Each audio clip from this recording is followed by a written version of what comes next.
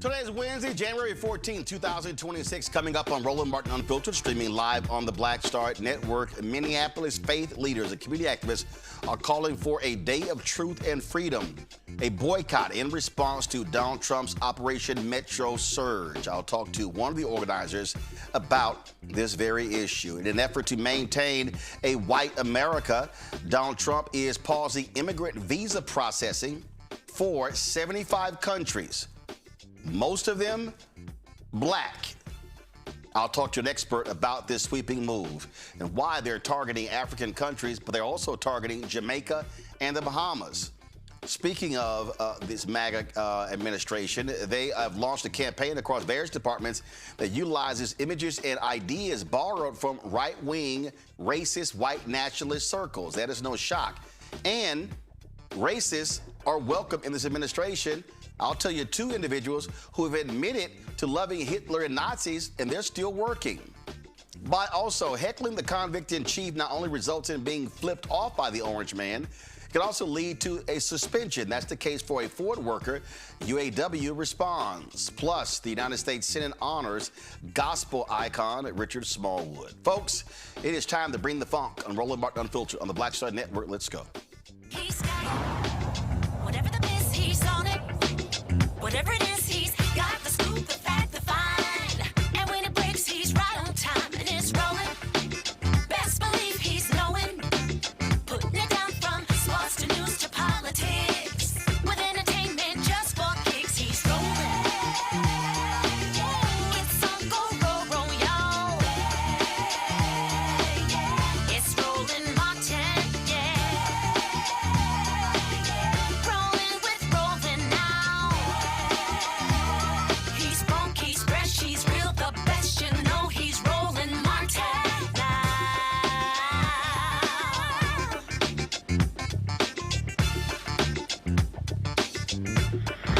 Martin.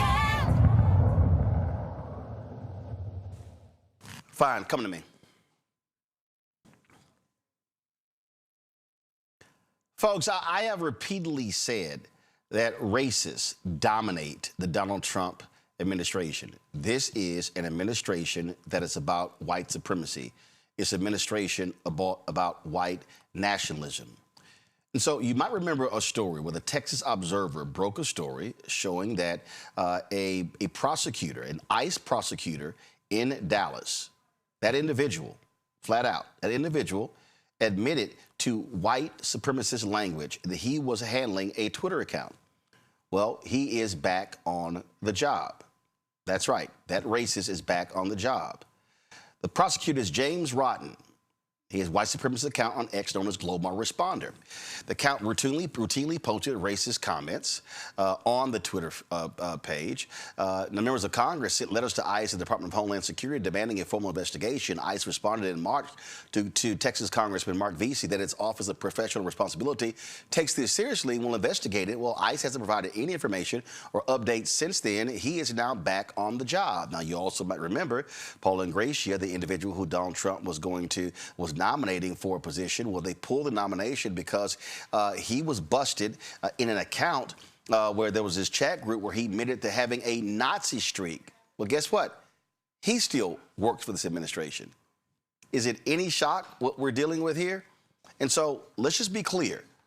What Donald Trump and his administration is saying that if you are an undeniable racist, if you make racist comments, if you glorify Nazis, if you glorify Hitler, you have a place in their administration. Rebecca Carruthers, President, CEO, Fair Election Center out of Washington, D.C. Mondo Robinson is principal with Black Bell Voters Project, mayor of Enfield, North Carolina. Andrew Clark, managing partner, District Legal Group out of Washington, D.C.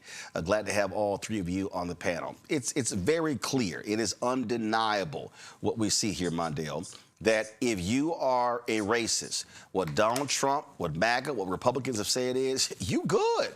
There will be no repercussions.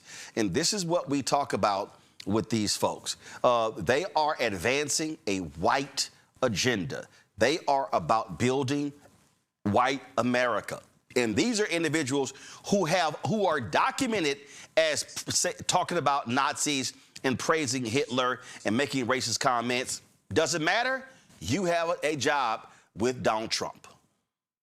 Yeah, I think, Roland, first of all, it's good to be back, bro. I think it's actually a plus that you are racist in this administration. Donald Trump is actually thriving and looking for people that believe what he believes. And people can say, well, Donald Trump's not racist. There's no history of it. I think that's BS. And I think right now what we're seeing is Donald Trump's administration is just living out Donald Trump and his father's dreams. We are watching these people imply an America that used to be. When they said make America great again, people that question it saying when was America great? And all of us that said it was only great for people that look like Donald Trump and his fathers and other white people knew exactly what they were saying. And this is exactly what this administration has been dead set on since January of last year. They're not playing games about it. They're not even allowing anybody in the administration or that Republican Party to call them out and keep their space. Anybody that's willing to challenge white supremacy or its role in America or what Donald Trump sees its role in America will be punished by this administration. And I think seeing this prosecutor back at work to prosecute people of color, as he has said, he prefers whiteness, so to say. I think it tells us exactly what we should be afraid of. We're about to be excluded, and all of the black people. This is what I really want to say, Roland. All of the black people that say this ain't got nothing to do with us, you're a damn fool, because you're next. You're next. Yeah.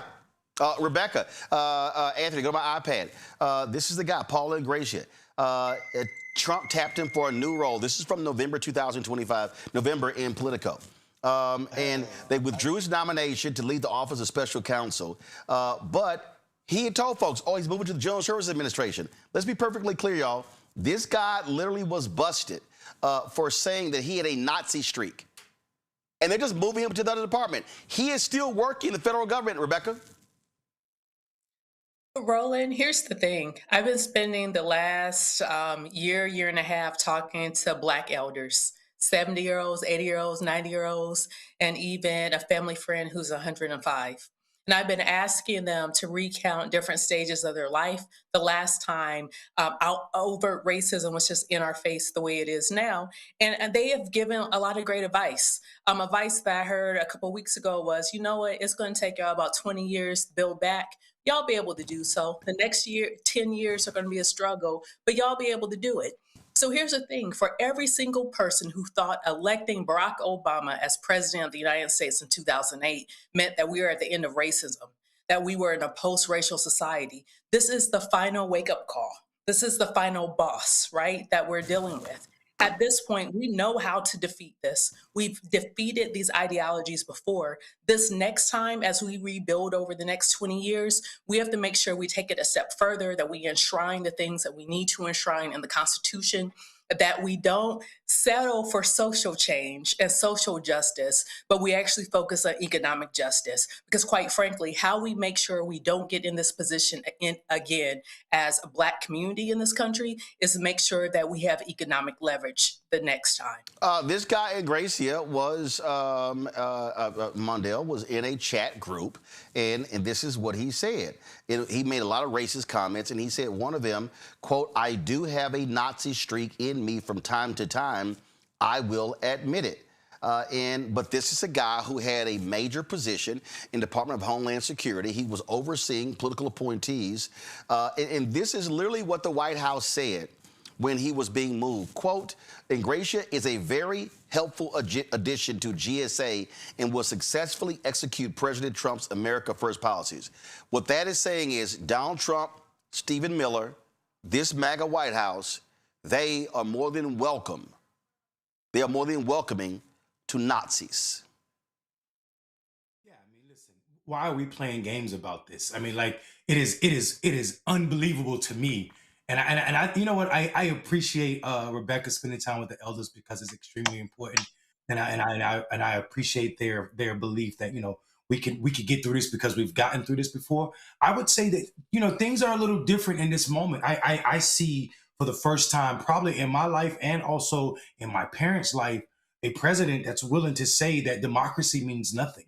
And even in the past days, we've watched white people as presidents pretend that democracy matter. But this thing is something different. This thing, Donald Trump, is something different. We have someone who is flirting with the idea that there don't need to be any more elections, that he is the all-being power, and his limit to his power is what he can imagine. And I think that in America's sense is a first time, especially when you couple it with this desire to be American first, in which we're coding just for white.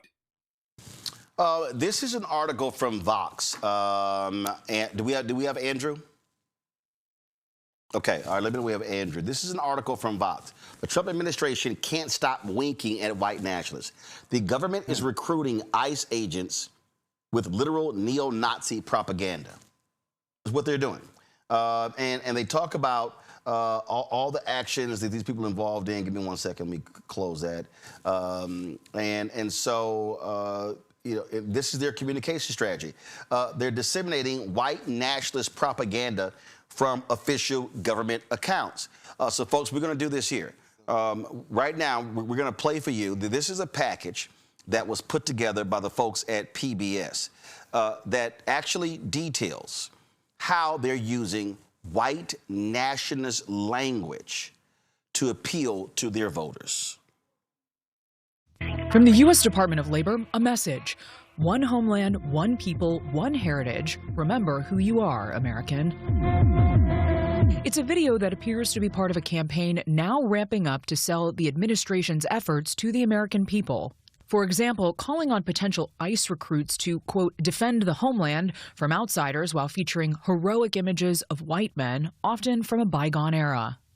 Then there's this tweet from Friday, an ICE recruitment ad featuring the turn of phrase, "We'll have our home again," plastered over an image of a man on horseback and a stealth bomber flying in the distance.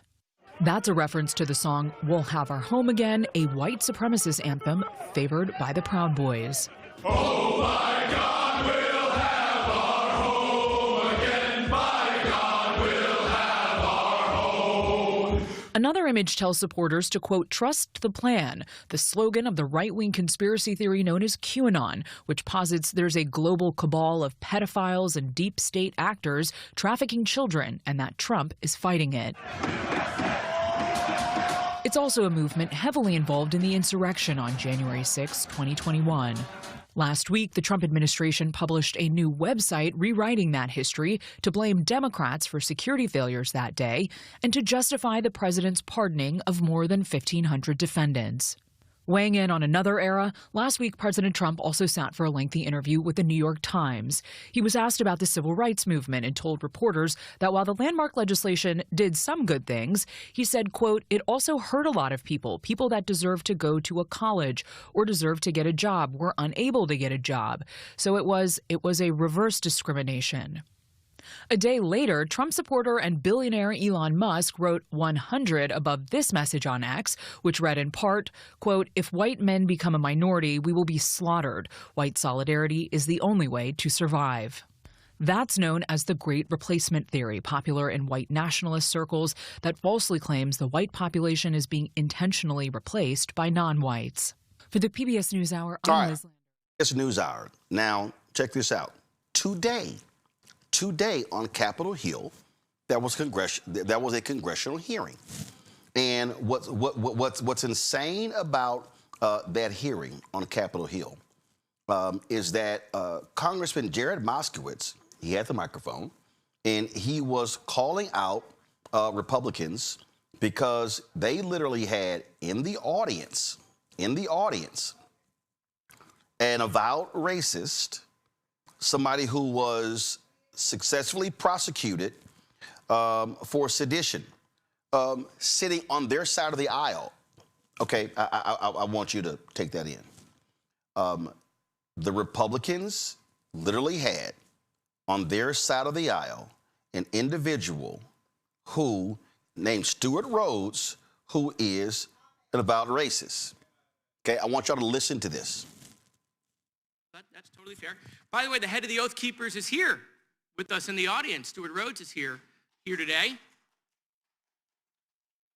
Not every day, of course. Not every day, of course, you get to meet someone who was convicted of seditious conspiracy against the United States. Hasn't happened 30 years, of course, sitting in the front row in the reserved section, which is controlled by my colleagues across the aisle. Not sure why he's here. I don't know if he's here to tell us about the Oath Keeper's secret handshake or what treehouse they meet in or whether girls were allowed in. I've always wondered that about the Oath Keepers. But yeah, he's here. I mean, I don't know. You have any questions, my colleagues across the aisle, for the head of the Oath Keepers that's sitting in the reserved section of this hearing? I mean, he wasn't pardoned. He's still convicted of seditious conspiracy. Something you guys say didn't happen, right? There wasn't an insurrection. I don't know how you get convicted of seditious conspiracy. Convicted of seditious conspiracy, and he is sitting on the side reserved. You can't sit on that side unless a Republican member of Congress gives you the authority to do so. So this ain't just MAGA.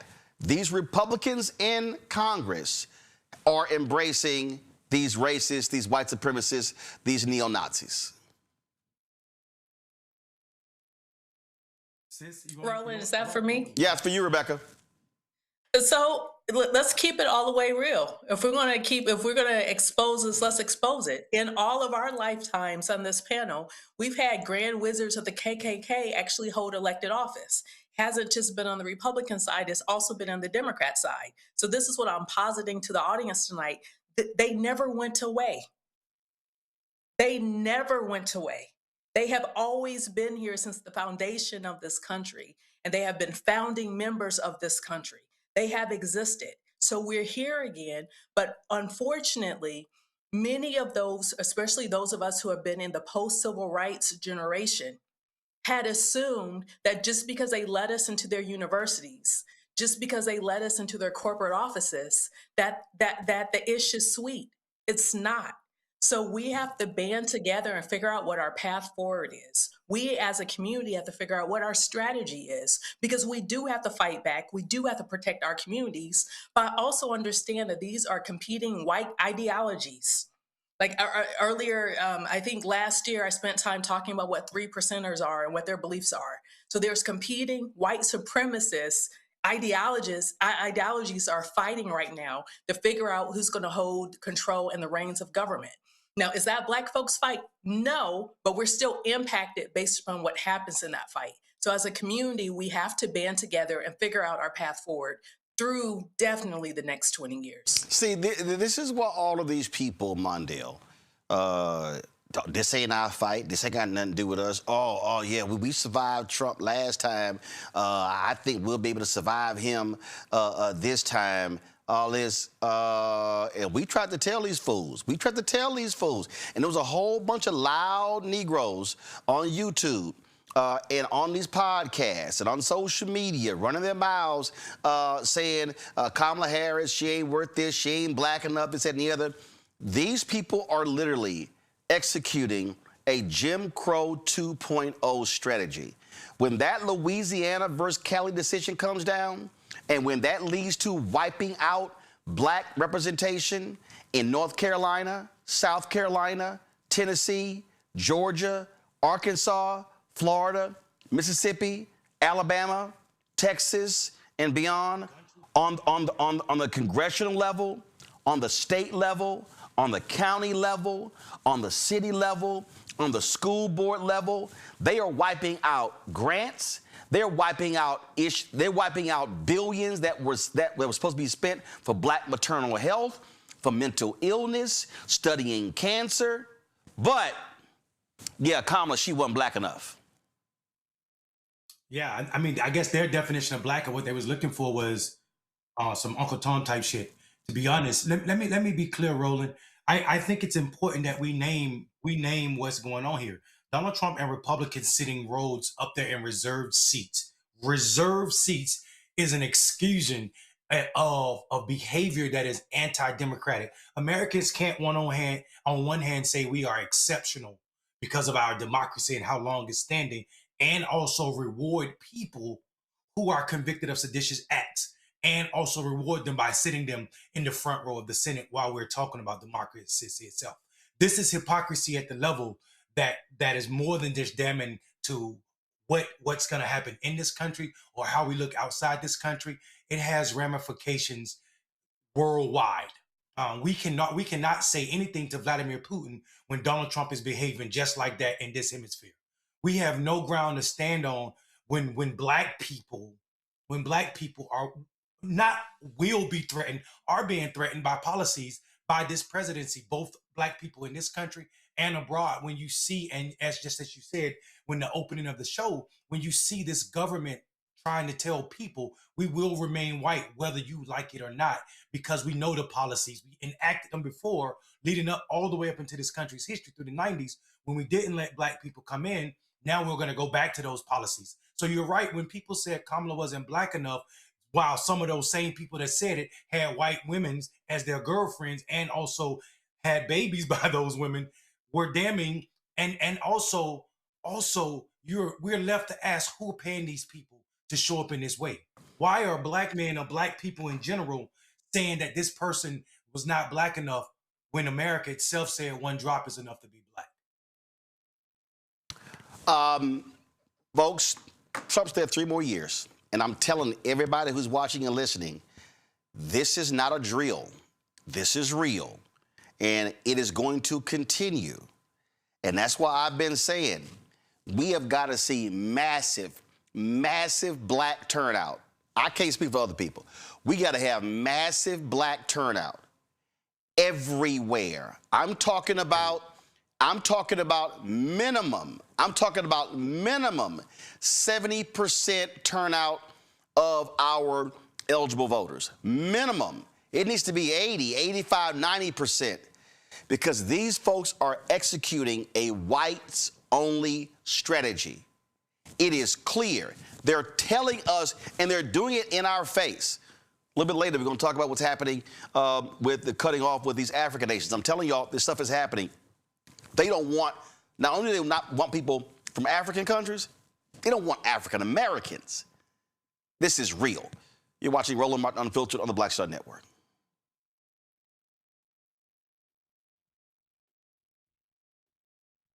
Next on the Black Table with me, Greg Carr. America is being reshaped in real time by a group of 6 people, unelected and without any checks and balances. By the end of the current Supreme Court session, education, the workplace, who gets to elect our leaders, and so much more could radically change. This week, we reconvene our and look at what the new America may look like and how we should respond.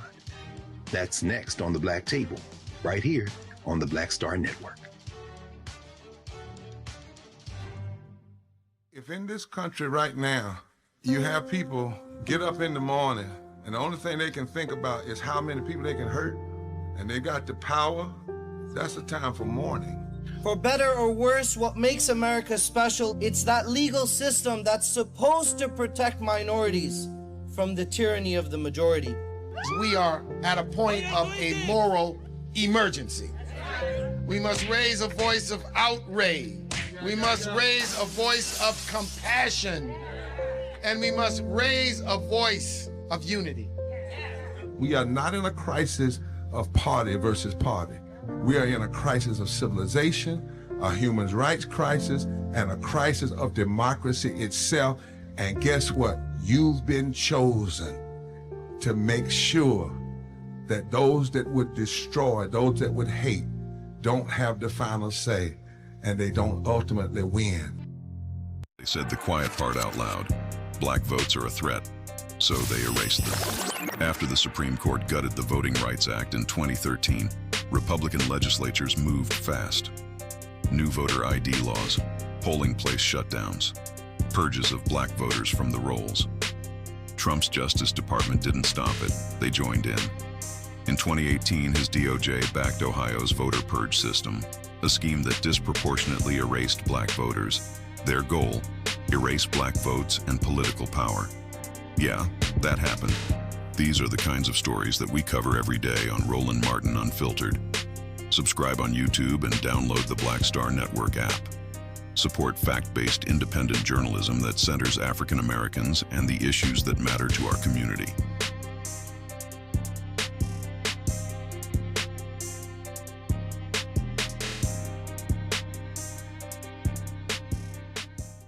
I'm Ryan Wilson, CEO and co-founder of The Gathering Spot, and you're watching Roland Martin Unfiltered on the Black Star Network.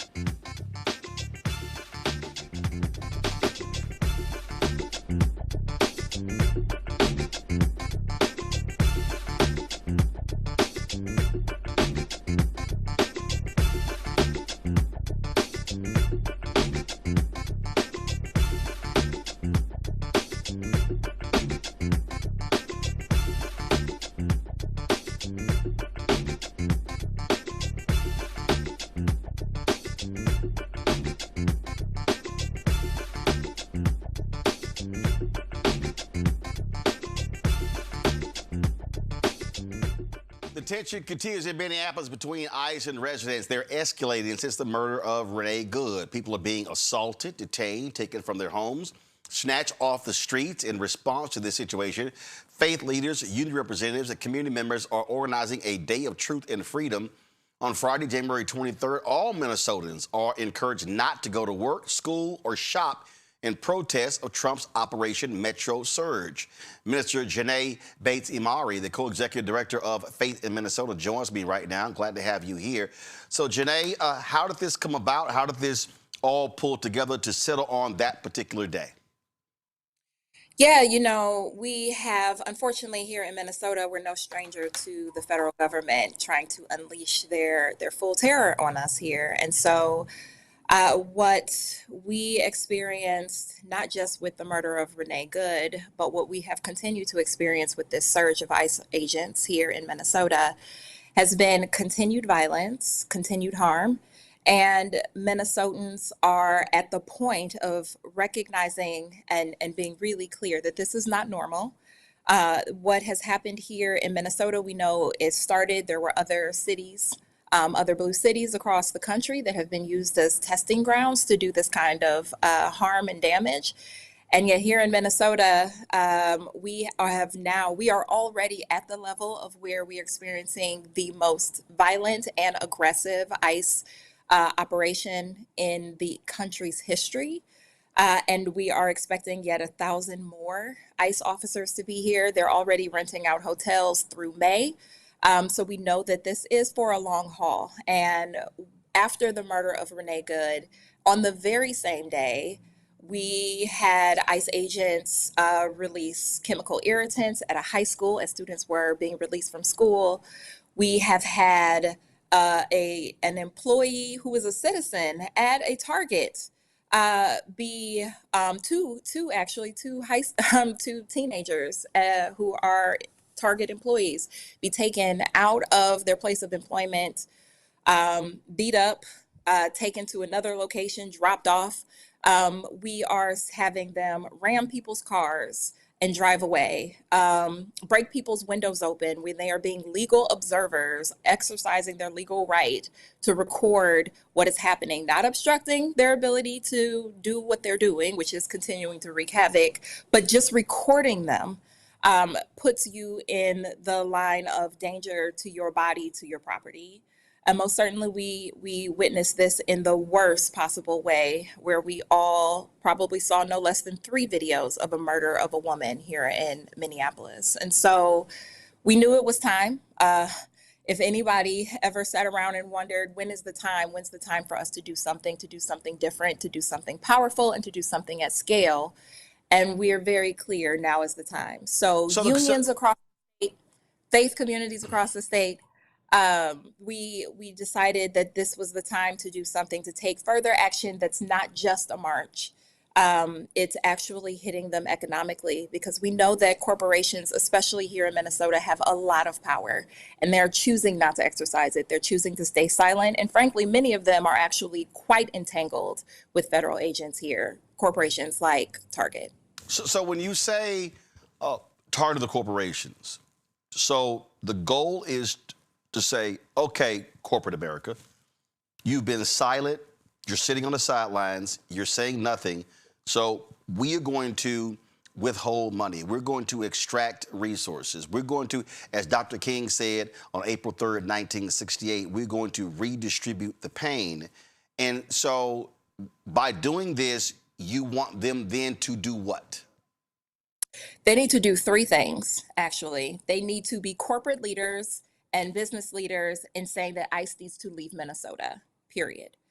They need to stand up and do all that they can to ensure that the agent who killed Renee Good is charged, is arrested, is prosecuted, and that happens in a way that is transparent, because right now we know that the FBI is withholding all of the investigative materials that they have obtained from Minnesota law enforcement to be able to investigate this with transparency.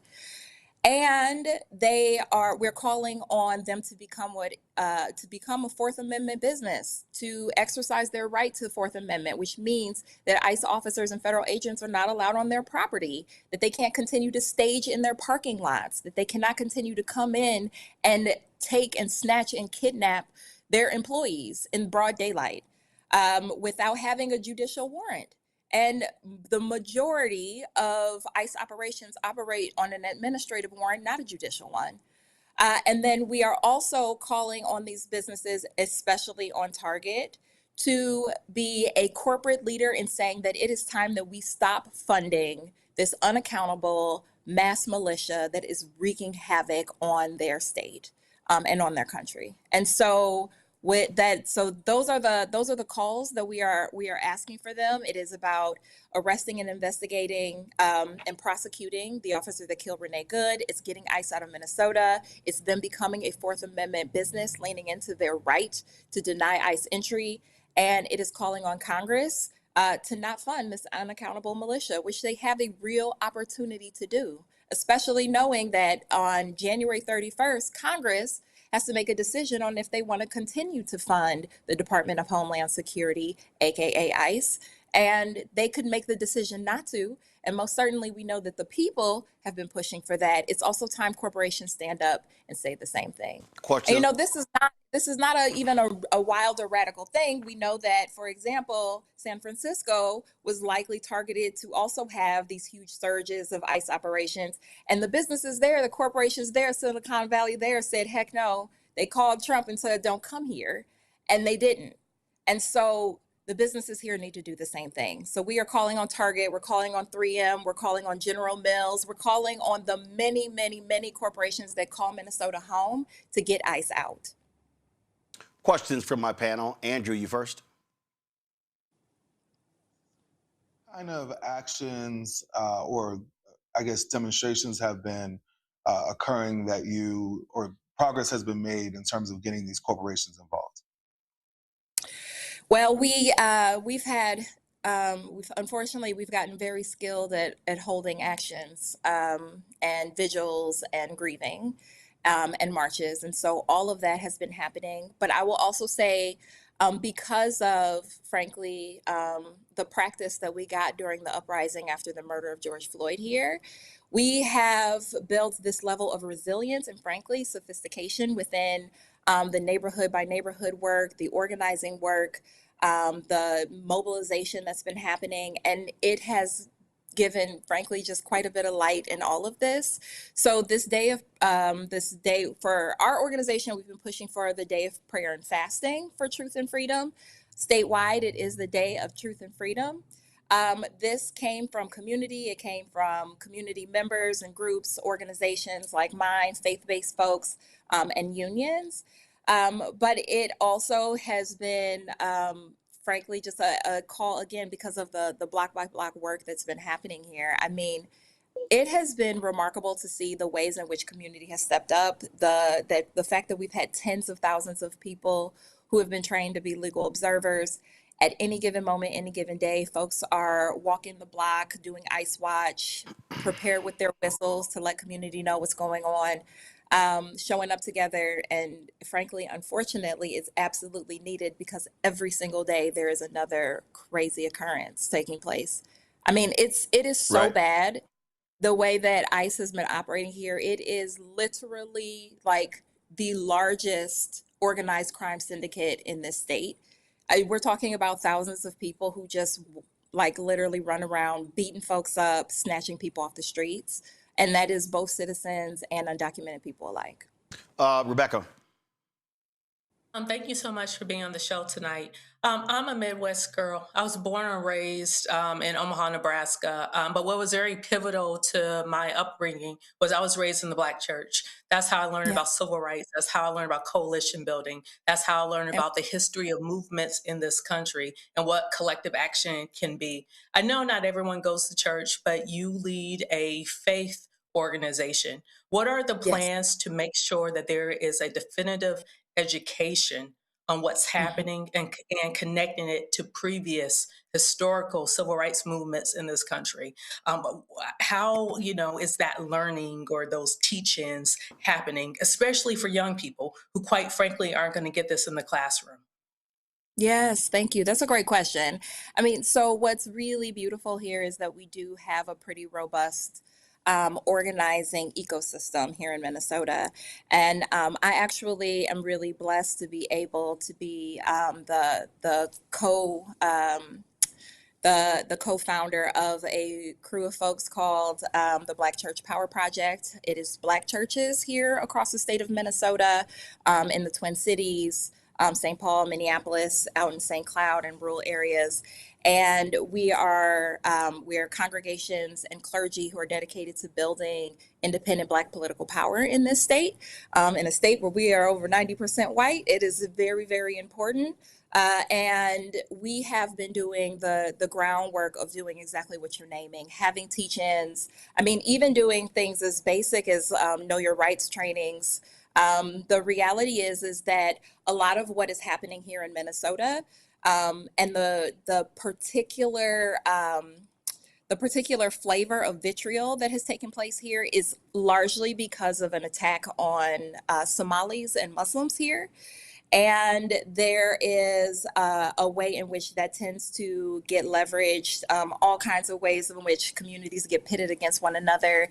And so it's been really beautiful to do the deeper work of actually talking about what does it look like, since we have such a deep and robust history of resistance, of protest, of especially the Black church during the civil rights movement and abolition. What does it look like to lean into a lot of the things that our ancestors, the road that they paved for us? And so we absolutely talk about and actually like study quite a bit of the movement work that happened back then and ways in which we can implement it today, and how are we marrying that into the particulars of where we are, and what it means. But the beauty of it, for all of us, is that we are now at this crossroad where, for those of us who have read history, and we always wonder, well, what would I have done during the abolitionist movement? What would I have done during the civil rights movement? Well, you're doing it right now. And my hope is that if you can answer truthfully and say, I ain't doing nothing, that you will get connected to organizations that are moving, because, oh my God, there is so much to be done. And for such a time as this, we all have our own calls, but we also have a collective call towards justice. And I have true hope through things like what is happening here in Minnesota, but also all of the ways that folks nationally are tapping in, and moving, that we're gonna we shall overcome is a real thing that we get to embody. Mondale.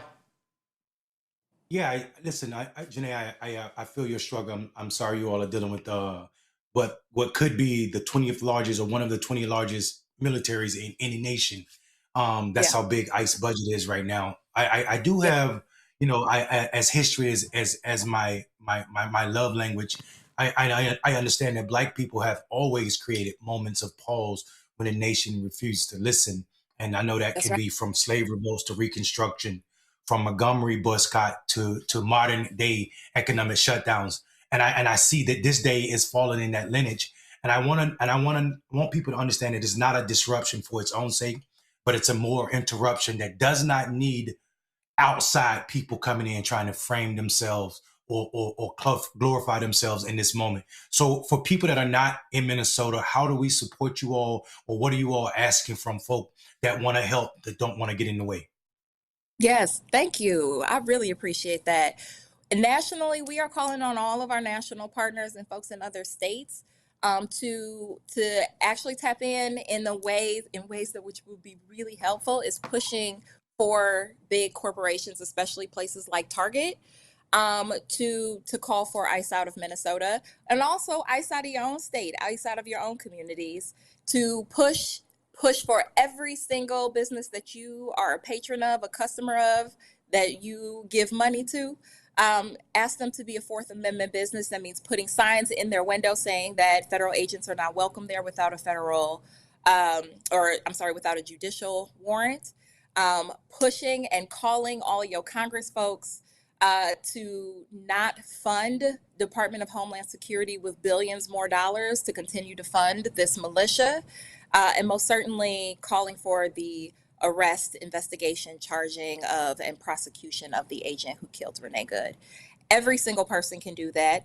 And what we have about 70 Target stores just here in the state of Minnesota. Already nearly 40 of them have had delegations of folks, individuals showing up saying, hey, it's time to get ICE out of Minnesota. You need to be a corporate leader in making that happen. All of the states across this country, you have a Target, show up in that Target, talk to the manager, let them know. And we know that corporate is feeling the squeeze, that people across the country are like, it's time. It is time. All right, then. Well, Janae, we certainly appreciate it. Thanks a lot. And we'll be watching what takes place on January 23rd there in Minneapolis in the state of Minnesota. Thank you. All right, thanks a bunch. Before I go to break, I just saw this here, and I thought it was rather interesting. Andrea, I want to start with you. There's a firm, David Shore's firm, that they've been looking at what's been happening, and when you study what's going on,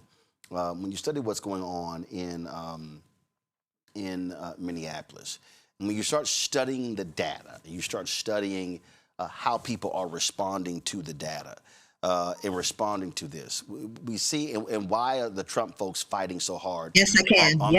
Why they're fighting so hard on this whole issue as it relates to the shooting of Renee Good, is that they understand how people are being turned away. And we can't underestimate the power of polling data. And so let me pull this up for you guys. So 1 second. Okay, I'm trying. There we do right here. And so this is very interesting. Because it was a tweet that I initially saw. The tweet that said David Shore's firm is circulating a memo among Dems that finds footage of ICE shooting significantly drives up Trump's disapproval. And this is what they said. In testing of 15 viral videos about the Minneapolis shooting, raw eyewitness footage and straightforward reporting consistently drove meaningful increases in Trump disapproval, read the memo, which I've obtained, though it says some ideologically charged messages were less effective. And this is from Greg Sargent. The testing also found that the killing has broken through with voters.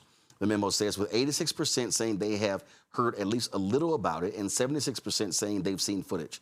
And importantly, the testing also finds that Democratic proposals to rein in ICE have broad support. Voters favor requiring warrants for arrest by 29 points and back a prohibition against masking during arrest by 16 points, though abolish ICE remains a few points underwater.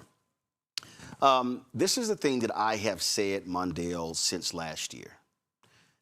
I've had numerous people ask me everywhere I go, what is it going to take? And I have been very clear. It's going to take white people feeling pain. And the reality is, this is a white woman who was shot in the face. If it was a black woman, if it was a black man, if it was a Latina, if it was a Latino, if it was Asian American, if it was Native American, no, it was a white woman. And when you look at this, when you look at Trump Doge and these cuts and tears and these crying ass white farmers, and I've been telling everybody, I said, y'all, White people are going to have to feel the pain. I was talking to a friend I went to high school with, and she said, "Yeah, but Roland, the problem is, if that's the case, we're gonna feel the pain too." I'm like, "Yeah, no shit." I said, "But you're not going to see change until white people in this country all of a sudden go, oh shit, that's one of us. They killed one of us." Roland, they killed. We saw the world get shaken up when that nice white woman Viola Louisa went down from the Midwest to the South during the civil rights, and when she got killed, and her husband and her kids were crying on TV, it shook the nerves of white people in the Midwest. What they call the normal white American, the normal American. You're absolutely right. Unfortunately, America has a high tolerance for the suffering and the pain of black people, so it's not enough. America can sit and watch dogs be put on kids as they walk, try to register to vote, etc. They're okay with that. The minute you offend someone or something that is white, especially a white woman in this country, then by God, there needs to be laws. There needs to be changes made. So I unfortunately, and I'm not being coy, because this is America. There's history. Every documented era, it becomes a problem when white people are affected by it. And I think this too is a telling moment of for all those people who sit idle and say that this is not black people's war. You've brought us to this point. You brought us to the point that it has to be somebody white that has to be murdered for us to get change, because it does not matter as long as you have the Stephen A. Smiths and the others of the world playing trivia with what's going on with our politic. And our politic is saying to black, go to hell, to white, you will save you with law and also justice. We will get something out of this. There will be an investigation into the murder of this white woman. I promise you. As soon as her family members are found and they're put on TV, and the world is starting to wake up to videos of other stations, Roland, when she's on stations, when her family's on stations in Europe, across this world, and the crying becomes other white nations screaming at white Americans about this, then they'll see something happen. This was a segment on Fox News, Rebecca, where Will Cain, I want people to listen to what he says, listen to the language, because what he is trying to do is he is trying to create the wedge between white conservative women and these crazy, deranged, white liberal women. Happening this hour, Minnesota leaders will hold a press conference on the future of DHS agents in the state. We're going to bring that to you live when it begins. According to Homeland Security, that future looks like more agents. The department is surging hundreds of additional agents into Minneapolis to support the ongoing ICE operations there in the wake of last week's shooting. Now, this comes, in this press conference today, as we're getting new witness video of Renee Good before the shooting.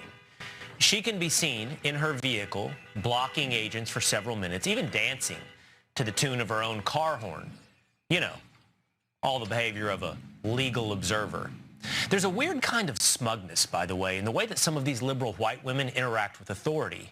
Most guys learn early in life that every confrontation has a sort of escalation chain. A joke, a push, an argument can eventually turn to violence. We spend a lifetime reading the signs, knowing when we're getting close, knowing when to pull back, knowing when we're on the edge of violence. These protesters, they seem completely oblivious, or they think they have a hall pass to the possibility that blocking cops or using their cars as barricades could end violently. Tragically, but violently. Meantime, another observer today was Governor Tim Walz. He went to observe this. Again, so you see what they're trying to do there, because what they cannot handle, Rebecca, they can't handle how this is negatively impacting them. Roland, I'm going to respect your platform. I'm going to choose my words carefully as I say this next phrase. This is the modern way of calling white people who are standing up against white supremacy as in-lovers. That's what happened there. That's what happened on that broadcast. In the past, in previous decades, they would just say, oh, you're an in-lover. So you're going to get it just like those Black folks are going to get it because your whiteness, your actual literal whiteness and approximation to white power in this country ain't going to save you because we now have tarred you as an in-lover. So what they're trying to do is get white people in this country of goodwill who do not like what they're seeing, do not like what they're experiencing in this government. They are literally trying to tell them, we will take you out if you stand in our way, if you use your whiteness as a way to weaponize and fight back against white supremacy. Well, I've seen video, just like I'm sure many in the audience have seen video over the last couple of days of ICE agents referencing what happened to her, and even being gleeful on camera about what happened to her and telling other white people that could happen to you too. Do you want to be like her? So let's be very clear with what's happening rhetorically. And Andrew, that's why now, and of course they use CBS News to report this, that, oh, the officer that was struck suffered from internal bleeding. I don't think anybody believes any of that. Again, they see how public opinion is going against them. They're trying to revert it back as quickly as they can.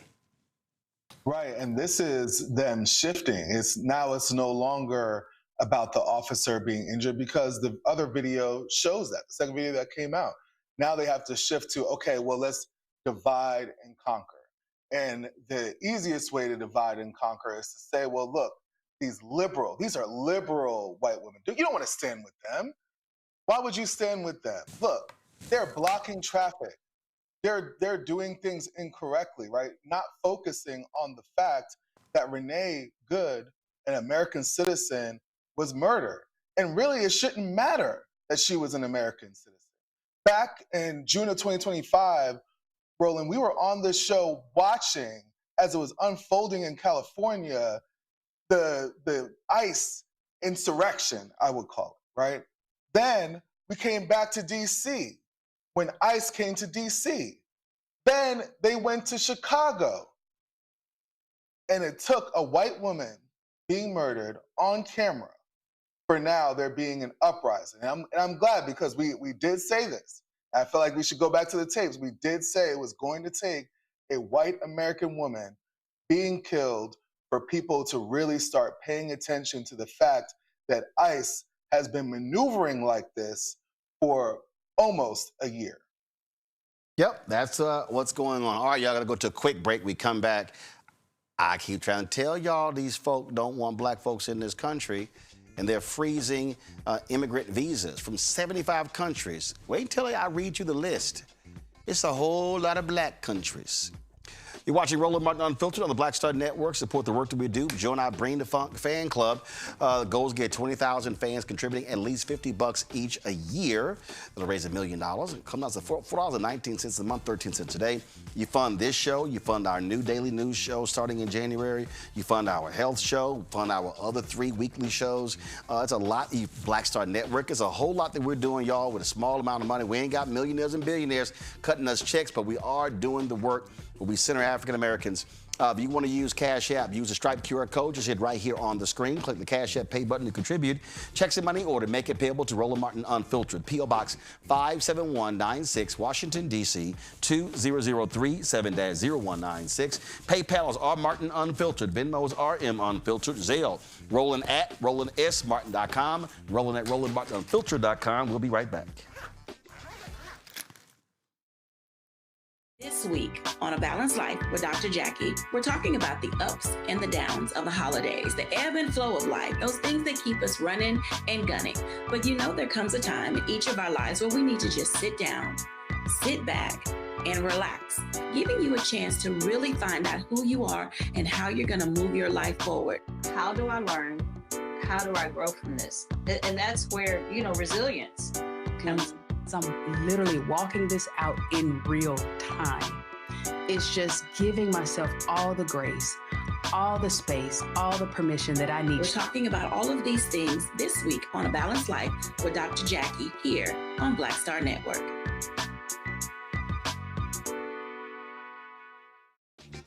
everybody. I'm T.D. Jakes, and I want to encourage you to watch Roland Martin Unfiltered.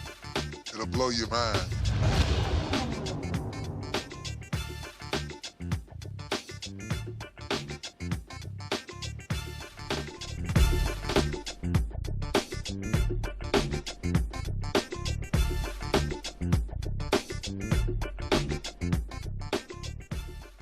Well, Trump's State Department is freezing immigrant visa processing for 75 countries to clamp down on applicants it deems likely to become get on public assistance. Really? The directive instructs embassies and consulates to halt decisions beginning January 21st while the department reassesses its vetting procedures under existing immigration law. Now, let me walk you all through these countries. There we go right here. Afghanistan, Albania, Algeria, Antigua and Barbuda, Armenia, Azerbaijan, the Bahamas, Bangladesh, Barbados, black, Belarus, Belize, Bhutan, Bosnia, Brazil, a lot of black, Burma, Cambodia, Cameroon, black, Cape Verde, black, Colombia, Cote d'Ivoire, black. Keep going. Let's see. Cuba, Democratic Republic of the Congo, black. Dominica, Egypt, yeah, they black too. Eritrea, black. Ethiopia, black. Fiji, Gambia, black. Georgia, Ghana, real black. Guatemala, Guinea, black. Haiti, black. Iran, Iraq, Jamaica, very black. Jordan, Kazakhstan, Kosovo, Kuwait, Kyrgyzstan, Laos, Lebanon, Liberia, black, Libya, black, Macedonia, Moldova, Mongolia, Montenegro, Morocco, Nepal, Nicaragua, Nigeria, black, Pakistan, Republic of the Congo, black, Russia, Rwanda, black, St. Kitts and Nevis, black, St. Lucia, yep, black, St. Vincent and the Grenadines, black, Senegal, black, Sierra Leone, black, Somalia, black, South Sudan, black, Syria, Tanzania, black, Thailand, Togo, black, Tunisia, Uganda, black, Uruguay, Uzbekistan, Yemen. Yeah, that's all. So it's like, yeah, we ain't trapped. Now y'all know that. Ain't no Denmark, ain't no Sweden, because Trump has made clear that, I really want them white folks in the country. Nana Junfi, Executive Director of the Black Alliance for Just Immigration, joins us right now. Glad to have you on the show. Now, we've been making this whole thing clear, and we said it. Donald Trump, MAGA, and Republicans, they want white people. My book is called White Fear, How the Browning of America is Making White Folks Lose Their Minds. They want a white country. They are scared to death of black people and Latinos and Asian Americans and Native Americans being the majority in this country. So they're like, yo, let's shut this thing down. So let's see, white people ain't having babies. So let's see if we can try to keep all them out and try to import as many white people as possible to keep us in power. Including the white Afrikaners. Yeah. Let's import them so, too, yeah, right? so they don't mind. They like South anger. African. The black ones, y'all stay. We want the white ones. Absolutely. And that's significant, right? And, thank you, first of all, for having me on. Thank you for talking about this topic. It's really important. What we see here is on top of about 3 levels of travel ban that have already occurred. The first travel ban was blackadier than that, probably about 85 to 90% of the countries coming from the continent of Africa and the Caribbean. Then, as you know, they added this, they had the partially restricted that also was majority black, including some of those countries you see right there. Then they added the $15,000 bond. So imagine if you wanted to go to France and you decided, hey, I want to go to France, and France says no problem, but you've got to put up $15,000 just as a bond to come into the country, which of course acts as its own ban. And then we see what's happening here on the falsity, of course, that somehow people from these countries are the people that end up on public assistance. We know what's happening here. These are all a form of black ban.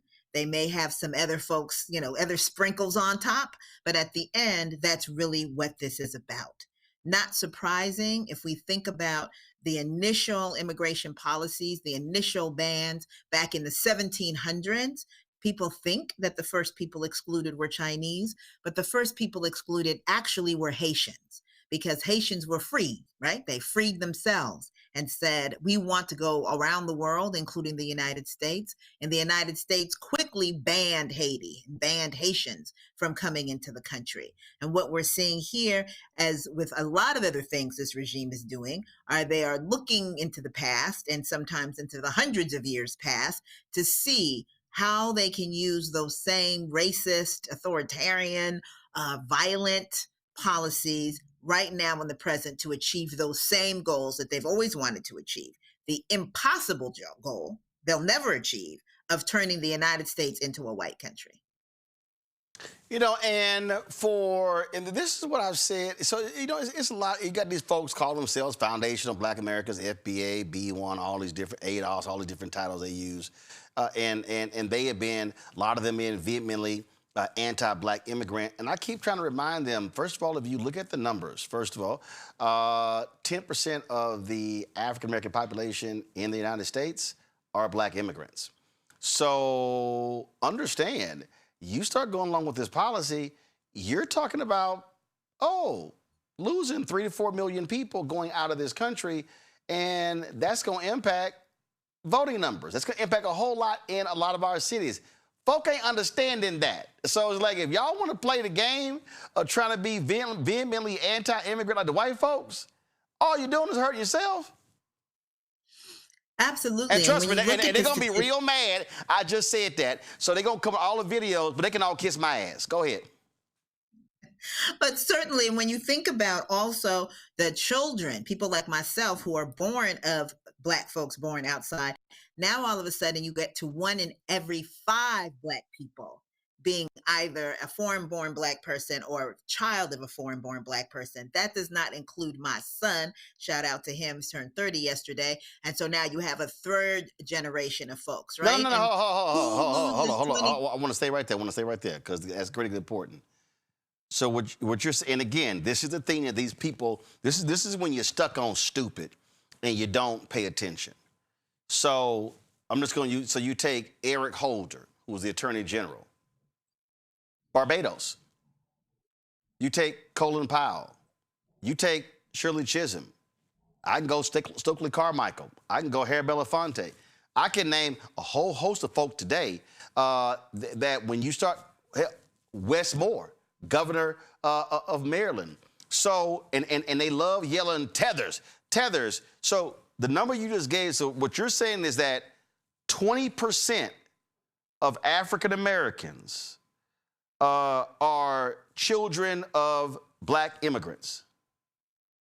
You said 1 in 5. What I'm saying is 20%, 1 in 5 are either foreign born, so they're either Shirley Chisholm and Kwame Ture, right, born outside this country, or they're children of people born outside this country, such as myself, such as Wes Moore, some of the other names. So that's 20% of the 40 million. 20%. Who gets rid of 20% of their population? So that's 8 million. Right. So for all these people who keep yelling tethers and everything, they have no clue how many people who are Black you about to wipe out in New York City.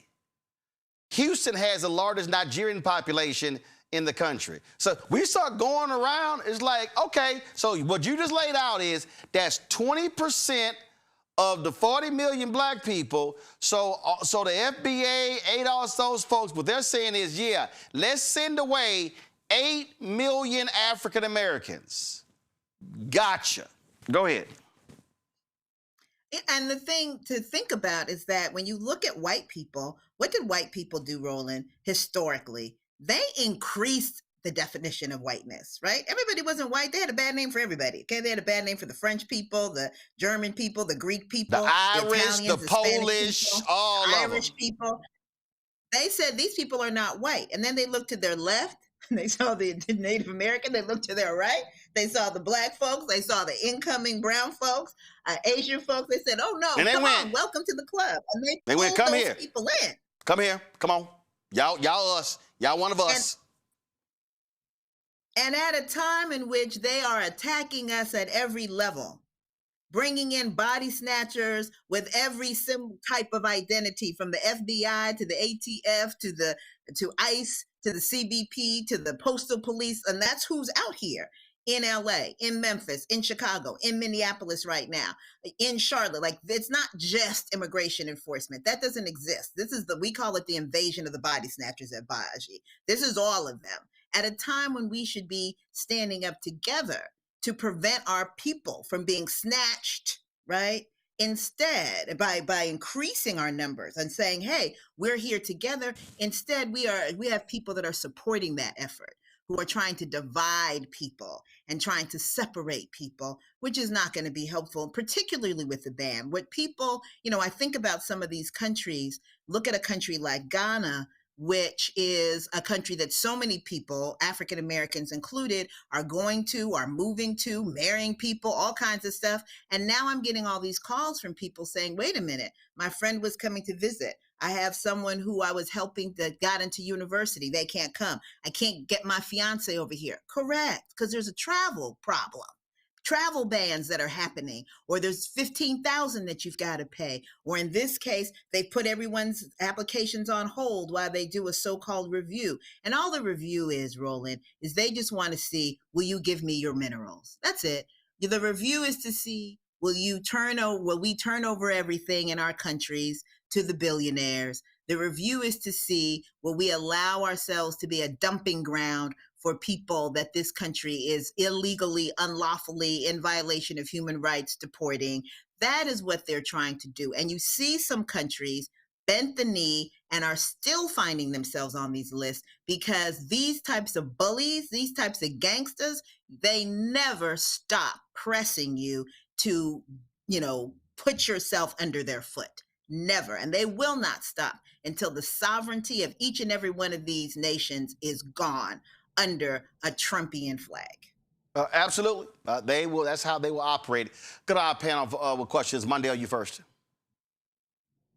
Yeah, I appreciate you letting people know that back in 1790, I think when we had our first restriction of Black people, like you had to be not just free citizen, you had to be a white free person to become a citizen of America. I think people believe that, America is majority white because white people are what America was designed and made by, but they forget that it was immigration policies that created this white flesh on majority of Americans.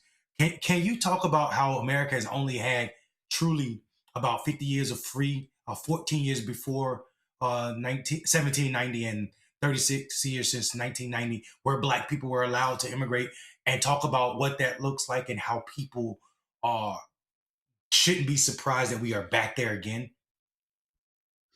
Yeah, absolutely. I mean, when we look at what those two time periods that you're talking about, where you had immigration policies that were not just absolute, right? That weren't saying you absolutely can't come in, then you did see Black people come in. It's important to point out that it wasn't just free flowing, right? That it was very specific.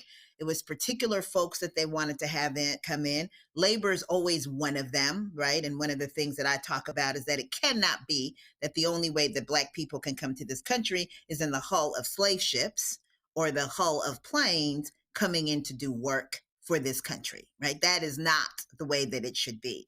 But that is the biggest way that labor has been allowed. After the 1964 Civil Rights Act, when we had the Immigration and Naturalization Act come out, which was, and the expansion of who could come in, which was directly related to civil rights and the work of Harry Belafonte and others, the numbers of people obviously increased, especially coming from the Caribbean.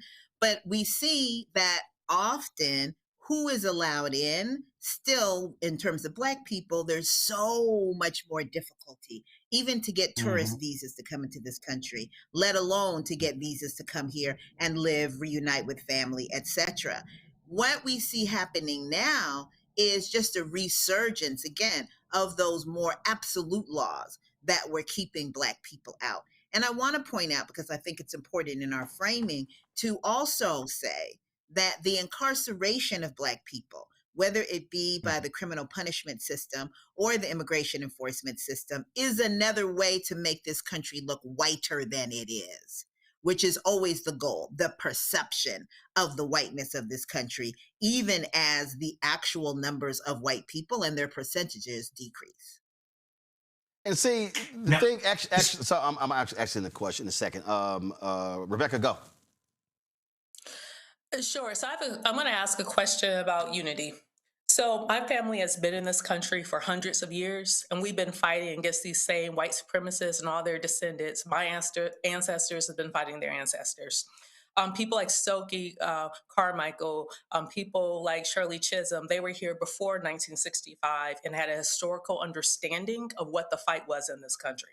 One thing that I have observed, especially not just on social media, but actually in person, as I've helped organize, done political organizing in this country, and I've worked with all sorts of populations, including Black immigrant populations, is that unfortunately there has been this myth or this aspiration of model minority that has separated from some of the newer Black immigrants to historical Black folks who have been in this country. So I just want to point out that the conversation is extremely nuanced.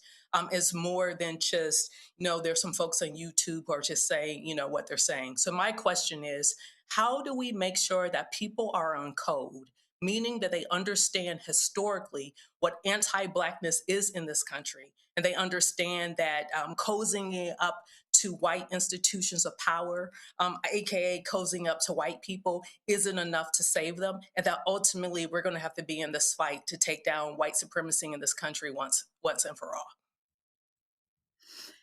Absolutely. And I think there's a couple of things that, Baji, this is part of what we do. Baji was actually started by African Americans, folks from the Caribbean, and folks from the continent. And we're turned 20 this year, but for the first, 10 years at least of our existence, we were led by Gerald Noir, who is an African American from Louisiana, hundreds of years, multiple generation in this country. And the whole point of Baji is we say we fight for Black migrants and African Americans at the intersection of racial justice and immigrant rights.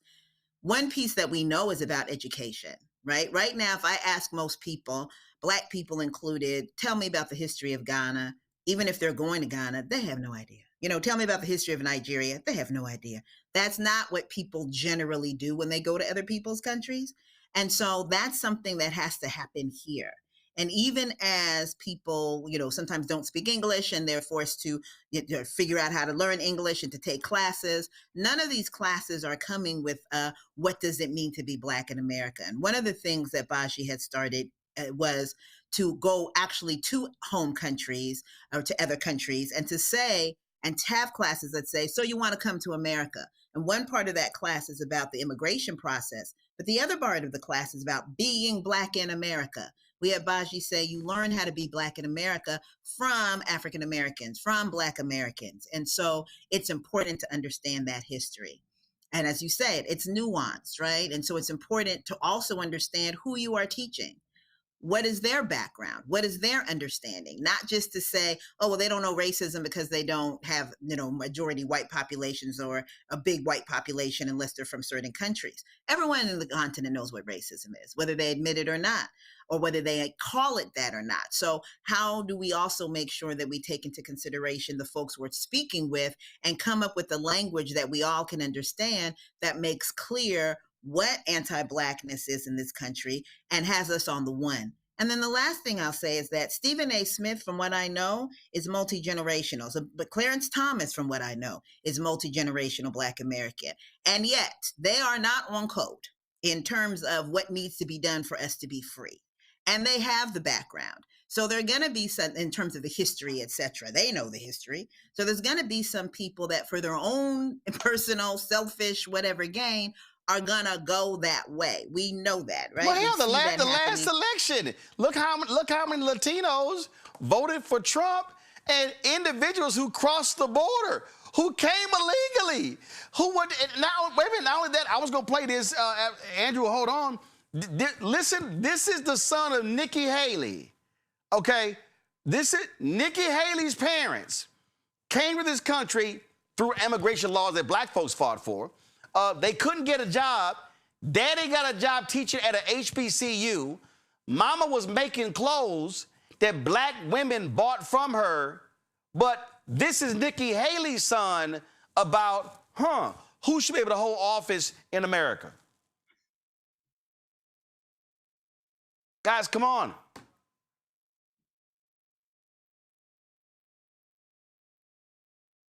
Having an audio issue, so let me just let me see if I can I'm gonna reset this here because this is a perfect example of what we call self-hating among individuals.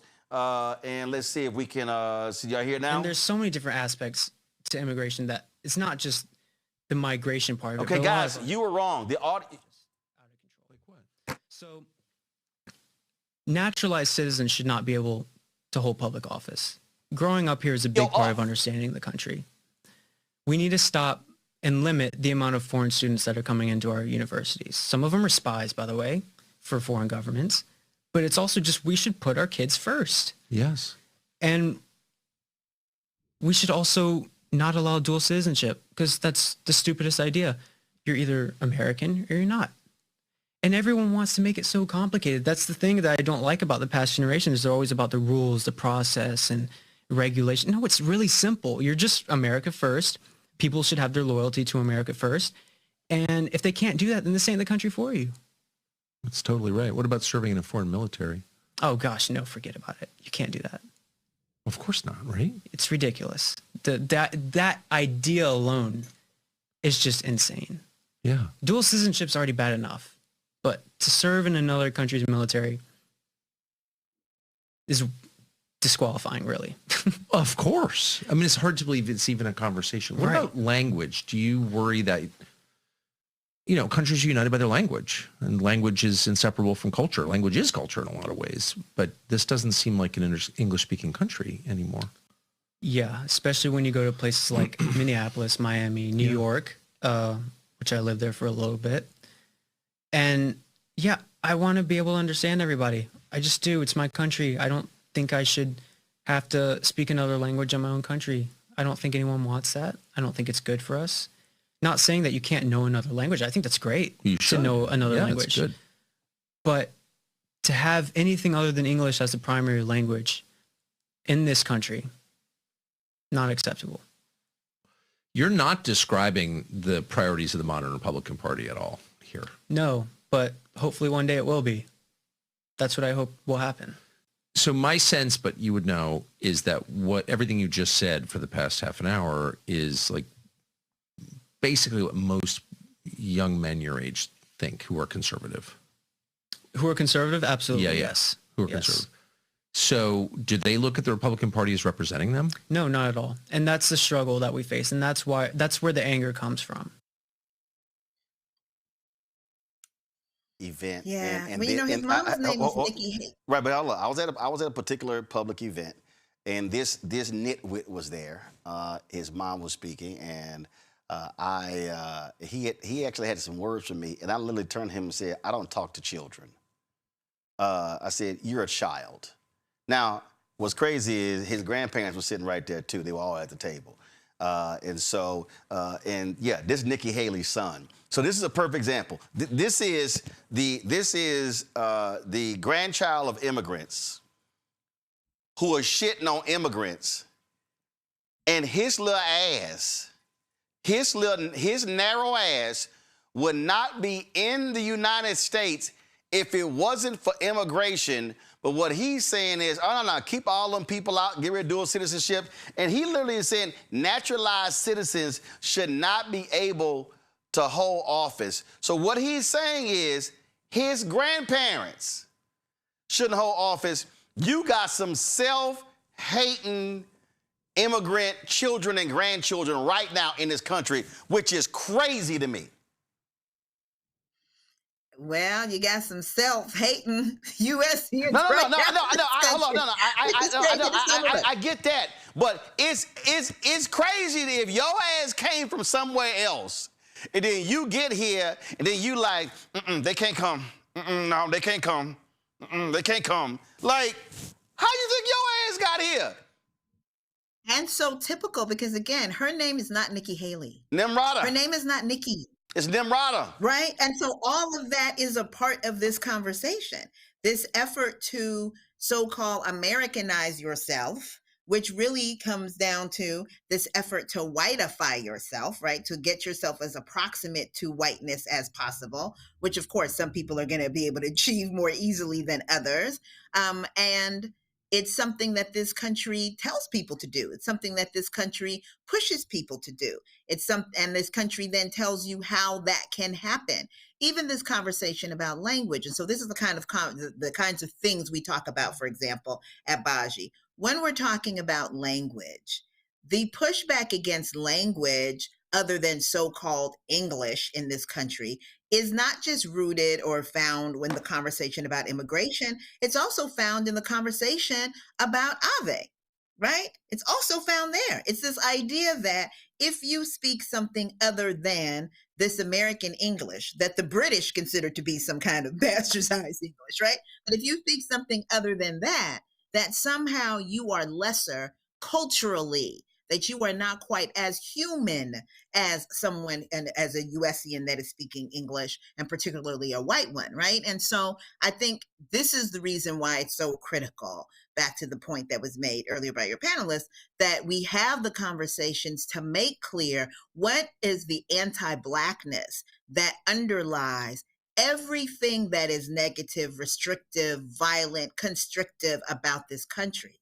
So that at very minimum, I can't speak for other people, but in terms of Black immigrants, 20% of the population, whether they be foreign born or people like me that were born here, Black immigrant rooted people, we have to be on the same page and understanding about the anti-Blackness of this country, about how it's impacted Black Americans, African Americans, but also about how it impacts us and vice versa. African Americans need to also be understanding of how the anti-Blackness of this country impacts our home countries, for not just with the travel ban, but the extraction, the wars, the coups. Like, what has this country done to Black countries around the world? Mhm. That is part of why people from Black countries are coming here. And then how are Black immigrants more detained, more deported, put in solitary confinement for longer periods of time, like disproportionately impacted in every way because we are Black people, whether we call ourselves or other people call us that or not, and therefore are going to be dealt with disproportionately. That needs to be recognized by our communities, and we become stronger as we recognize that. Andrew? Yeah, so as a first generation Jamaican American, this issue hits home, and seeing, Jamaica on this list would mean that I would not be here. And to say that my parents, who are both professionals, my family, who was a family full of professionals, are somehow prone to be on public assistance is just not my experience, even when I go back to my motherland of Jamaica. So what I want to know is, considering this rhetoric and even the video that Roland, you just put out there, is there a fear amongst immigrant Black communities here about whether or not they want to stay? And also, do you see resistance from Black people from either African countries or even Caribbean countries wanting to even fill out a visa form or even try to come to America? Yeah, so on the latter, there's a lot of fear. So first of all, there's just a lot of fear. You have people who actually are eligible for citizenship that now are afraid to apply. We saw that there were people that were in line for their citizenship to get sworn in, meaning they had passed all the tests, jumped through all the hoops, everything was ready.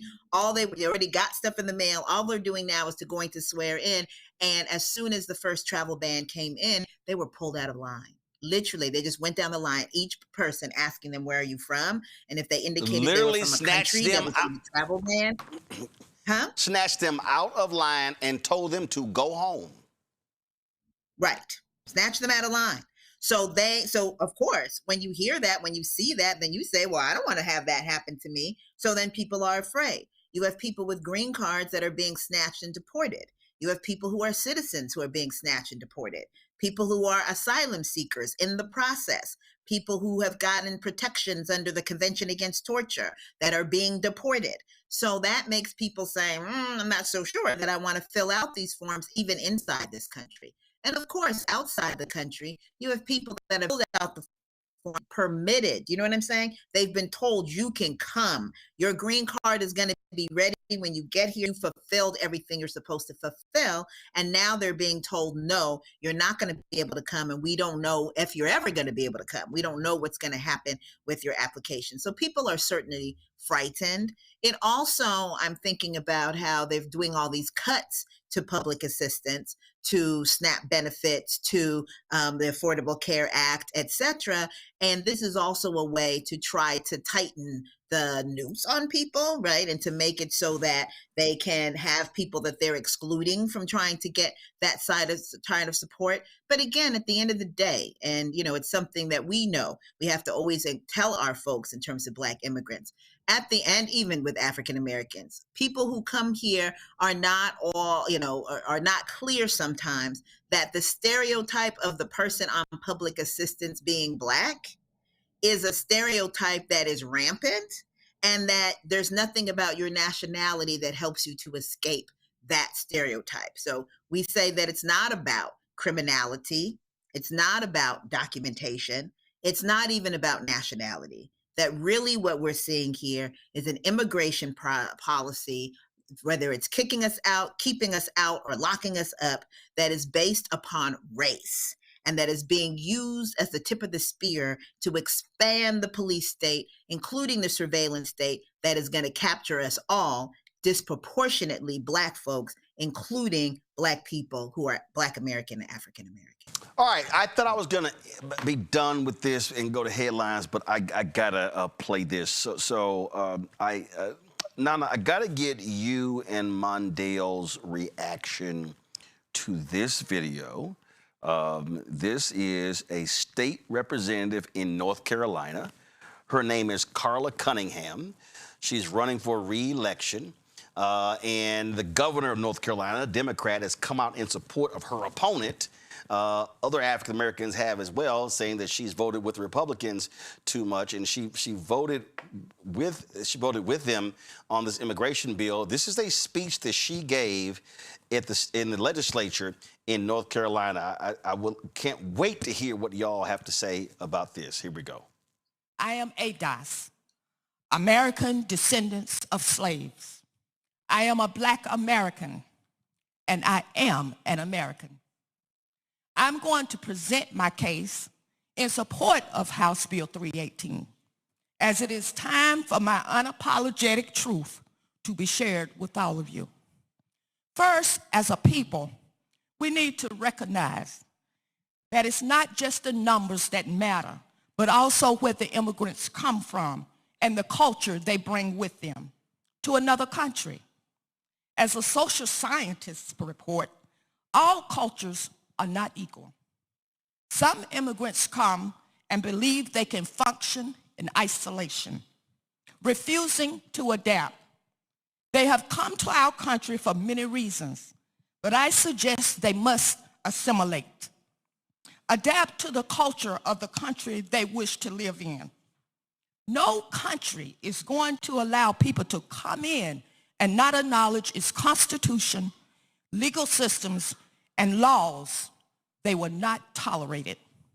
So do you think I can go to another country and set up my own rules to live by, use the language I choose, and then tell that country that you must speak my language?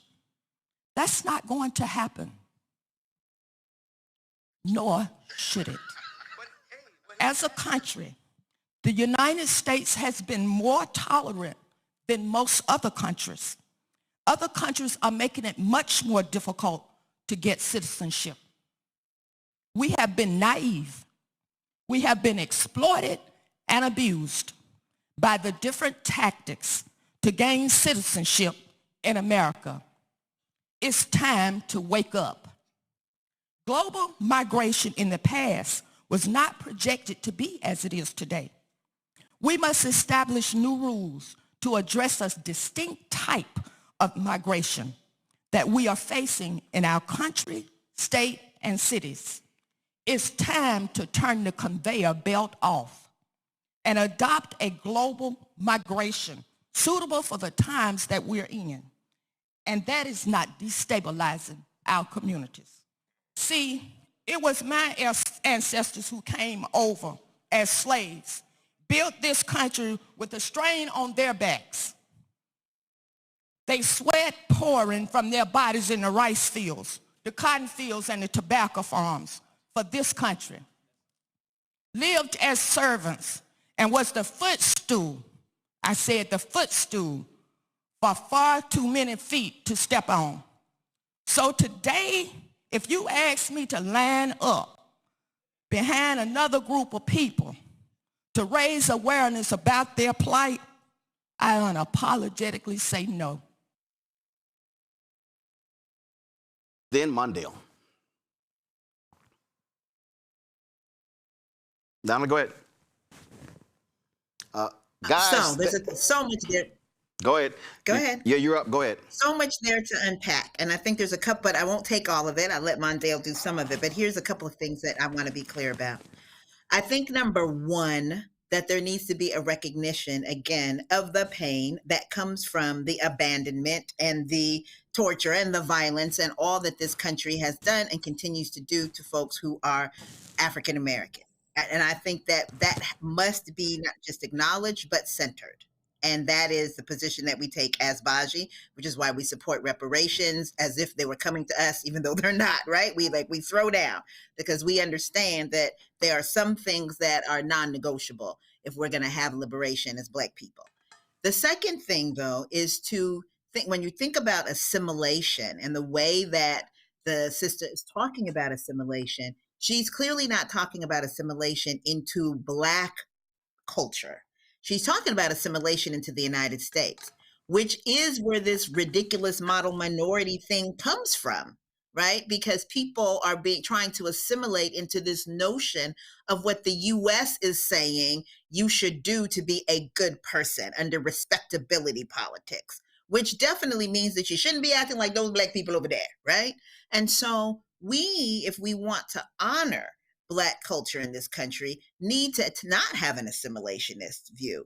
We need to have a view that talks about centering the needs, the aspirations, the challenges that Black Americans face, because when Black Americans are free, we will all be free. And that acknowledges and allows, as part of that, this understanding that there is Black culture and different types of Black culture, some which is similar, some which is not. But there is Black culture, and that Black culture has a value, that we don't have to shed ourselves and become some kind of Black white people in order for us to be able to have a piece of the thriving that we should be able to have in this country. And then lastly, I'll say there's a conveyor belt, or this conversation of a conveyor belt that doesn't exist. It's very difficult to get to this country, particularly as a Black person coming from a Black country, even before the Trump administration. It is a really difficult process and not one that many can access. I think that's important to point out. And to say that many who are accessing it are because the United States, whether it's through war, extraction, political instability, as so many folks say, we are here because you are there, right? And so if the U.S. were not in all of these countries, and if we were able to keep our vibranium for ourselves, we wouldn't have to go to these other countries. We're chasing our people who were stolen from us, or we're chasing our people who had to leave. We're chasing our profits that are being now taken up and made and into profits for these countries, including the United States. And we're chasing our products as well that come out of the continent and come out of the Caribbean, but don't benefit those countries, but in fact benefit people in this country. Mondale, you're North Carolina. Listen, thank God I'm closer, Roland, to Washington, D.C. than I am to Charlotte, where this woman is elected in. Here's the problem of stupidity. First of all, she's in a district that is 22% immigrant. And this video will be circulated. So this is probably her last time being elected. She's been a conservative Democrat for quite a while. Her working with Republicans to overturn or to veto the governor's ICE, or rejection of ICE in our state is absolutely stupid, and it also goes against the will of the people that she supposedly is elected to represent. We saw, the world saw what happened to ICE when they came to Charlotte. They literally got ran out of town. Literally, they were being ran into the woods. So for her to stand up and say she's representing her people, she's doing the exact opposite, actually. She's representing 38% of white people in that district that are Republican or that supported Trump. The tragedy I get from ADOS and the people who swear that they are American descendants of slavery and people that care about the blackness of our people is that they end up using weapons and tools that were created by white people for our harm. She sounds to me like a white supremacist. Her ideology is the ideology that supports making America as white as possible.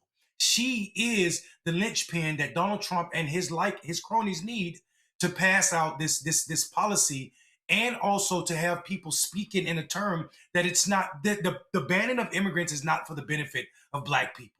It is to whiten America so that white people maintain a majority that is their power. And she will not benefit. Her people, the footstools that she called us, have not and did not benefit from this. This idea of you need to stop destabilizing our communities is crazy to me. If she believes that the immigrants in Charlotte are destabilizing black communities, then I would ask her which immigrants are running the institutions that are over policing black communities. Which immigrants are running the institutions that refuse to provide adequate housing to black people on Beatty's Ford? So she's doing a disservice to the 106th district in North Carolina, and I damn sure she just made me super interested in her district, and I will be trying to activate black men to vote against her ass as soon as I get back to the state. All right, folks. Nana, we appreciate. Yeah. Go ahead, Rebecca. Go ahead. Roland, can I also respond to this? Yeah, go ahead. Like I said earlier, like how nuanced of a conversation this is. Like by definition, am I ADOS? Yes. By definition, am I foundational Black American? Absolutely. But being on code, you would never catch me demonstrating anti-Blackness and speaking out against my Black cousins in Africa, from Africa, or my Black cousins from the Caribbean or currently living in the Caribbean. That's not what I'm going to do. I would never cut a deal with white supremacists in a way that negatively impacts those who are of the African diaspora. And that's something that we have to talk about. It's okay for Black Americans to say, hey, I'm proud to be Black American.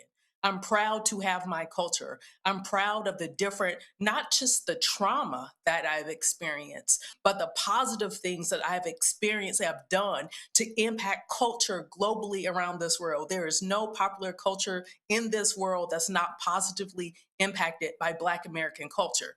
But that said, what to Mondale's point, you can never be a tool of the oppressor, a tool of the master, because when the master no longer has use of you, they break you as the tool that you are. And so in this conversation, it's extremely nuanced. We have to understand the dissimilarities. We also have to understand the similarities. But in this current hostile political climate, we got to be on code together. Yeah, and I think there's some truth. Like, I think delineating is not a bad thing if we're doing it to lift up who we are and to say what we are. The way I've seen people weaponize ADOS against other marginalized people has made me think that people that are using that label, those that are in the structure arm, they've weaponized. And I'm not talking about Dr. Darity from Duke, who has articulated a pathway and how we should be paid our reparations. I understand that, and I recognize that as someone who has traced his lineage all the way back to where slavery and before. But I'm also a vibrant person who understands that America owes more than just those of us who suffered through slavery and because of slavery, and we should not allow our ADOS delineation to put us ever against, like you said, Rebecca, ever against our cousins from other parts of this world that are all victims of white supremacy. All right, Nana, we appreciate it. Thank you so very much. We'll be watching this story to see how it plays out. Thanks a lot. Folks, going to a quick break. When we come back, Black Star Network headlines with Brittany Noble. You're watching Roland Martin Unfiltered on the Black Star Network.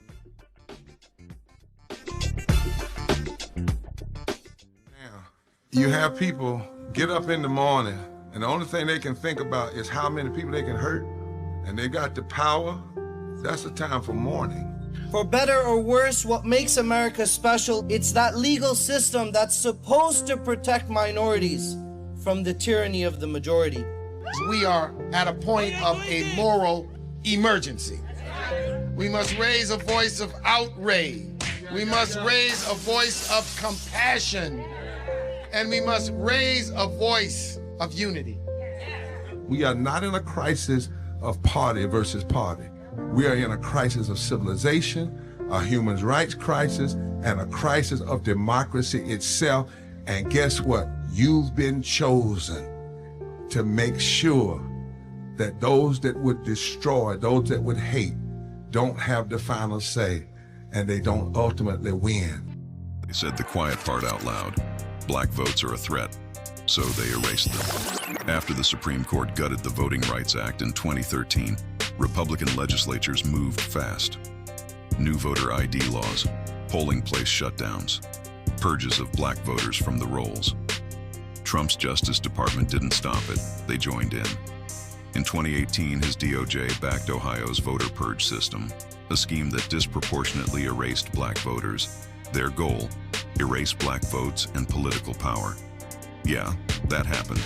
These are the kinds of stories that we cover every day on Roland Martin Unfiltered.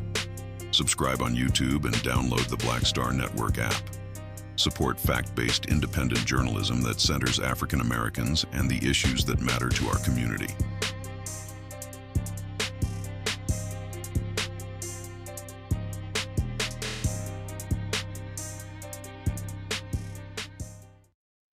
This is Bill Duke, and you're watching the Black Star Network.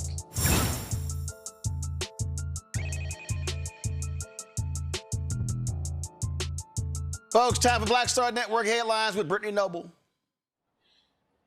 Roland, New Jersey Governor Phil Murphy restores the eligibility to serve on juries for some people with prior criminal convictions. Some 350,000 people had been blocked due to convictions. Governor Murphy signed the executive order with the help of Damian Stackhouse, a formerly incarcerated man who spent years trying to convince lawmakers to take this very step.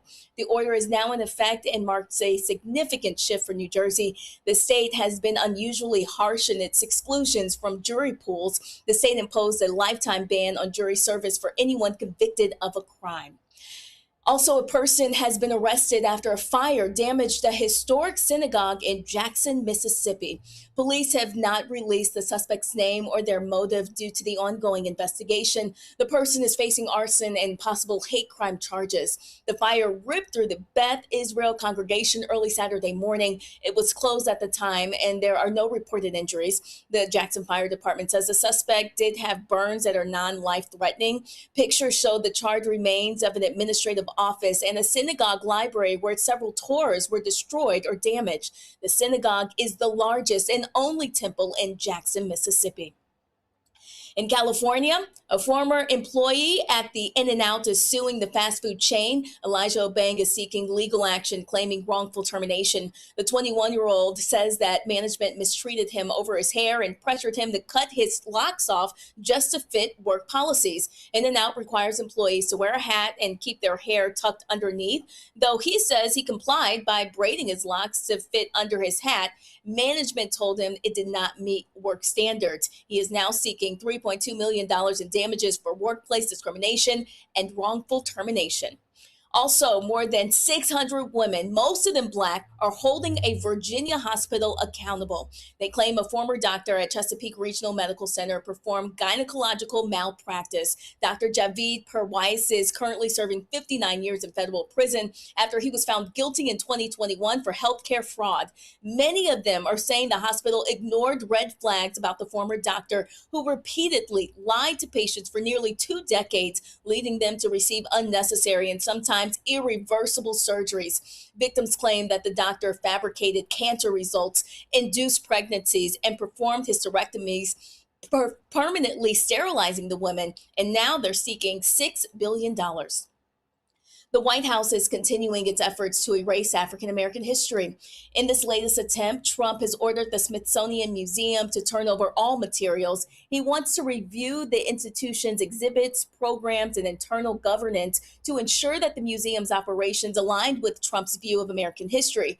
The move was communicated to Smithsonian staffers in an email by Smithsonian Secretary Lonnie Bunch III, who says the Institute will continue to turn over additional records to the White House on a rolling basis. This stems from a letter Trump sent in December requesting materials that he says remains outstanding, setting a deadline for Bunch to turn over all records earlier this week. It's still unclear which materials Trump is requesting to review. Well, college professors are sounding the alarm, saying many Gen Z college students are unprepared for college. Data shows nearly half of all Americans did not read a single book in 2025. Gen Z is the age range 13 through 28, born from 1998 to 2012. In recent studies, it reveals a troubling statistic among the group. Reading habits are plummeting, at least by 40% over the last decade. According to the National Assessment of Educational Progress, a sector in the U.S. Department of Education, 84% of Black students lack proficiency in mathematics, and 85% of Black students lack reading skills. Well, the Senate took a moment to honor gospel great Richard Smallwood. Senators Reverend Warnock and Tim Scott introduced a bipartisan resolution honoring the life and legacy of Smallwood. After the recognition, Howard University and Metropolitan Baptist Church sang the gospel classic song Total Praise. Smallwood passed away on December 30th, 2025 at the age of 77 following complications from kidney failure. Smallwood's funeral will be on Saturday, January 24th at the First Baptist Church of Glenarden International in Upper Marlboro, Maryland. We'll be streaming it live right here on the Black Star Network. Roland, back to you. Ford worker, y'all, in Dearborn, Michigan, he got suspended after he heckled the twice-impeached, criminally convicted felon-in-chief Donald Trump during Tuesday's tour. He apparently gave the auto worker, identified as T.J. Sabler, the middle finger and told him F you. Y'all play the video.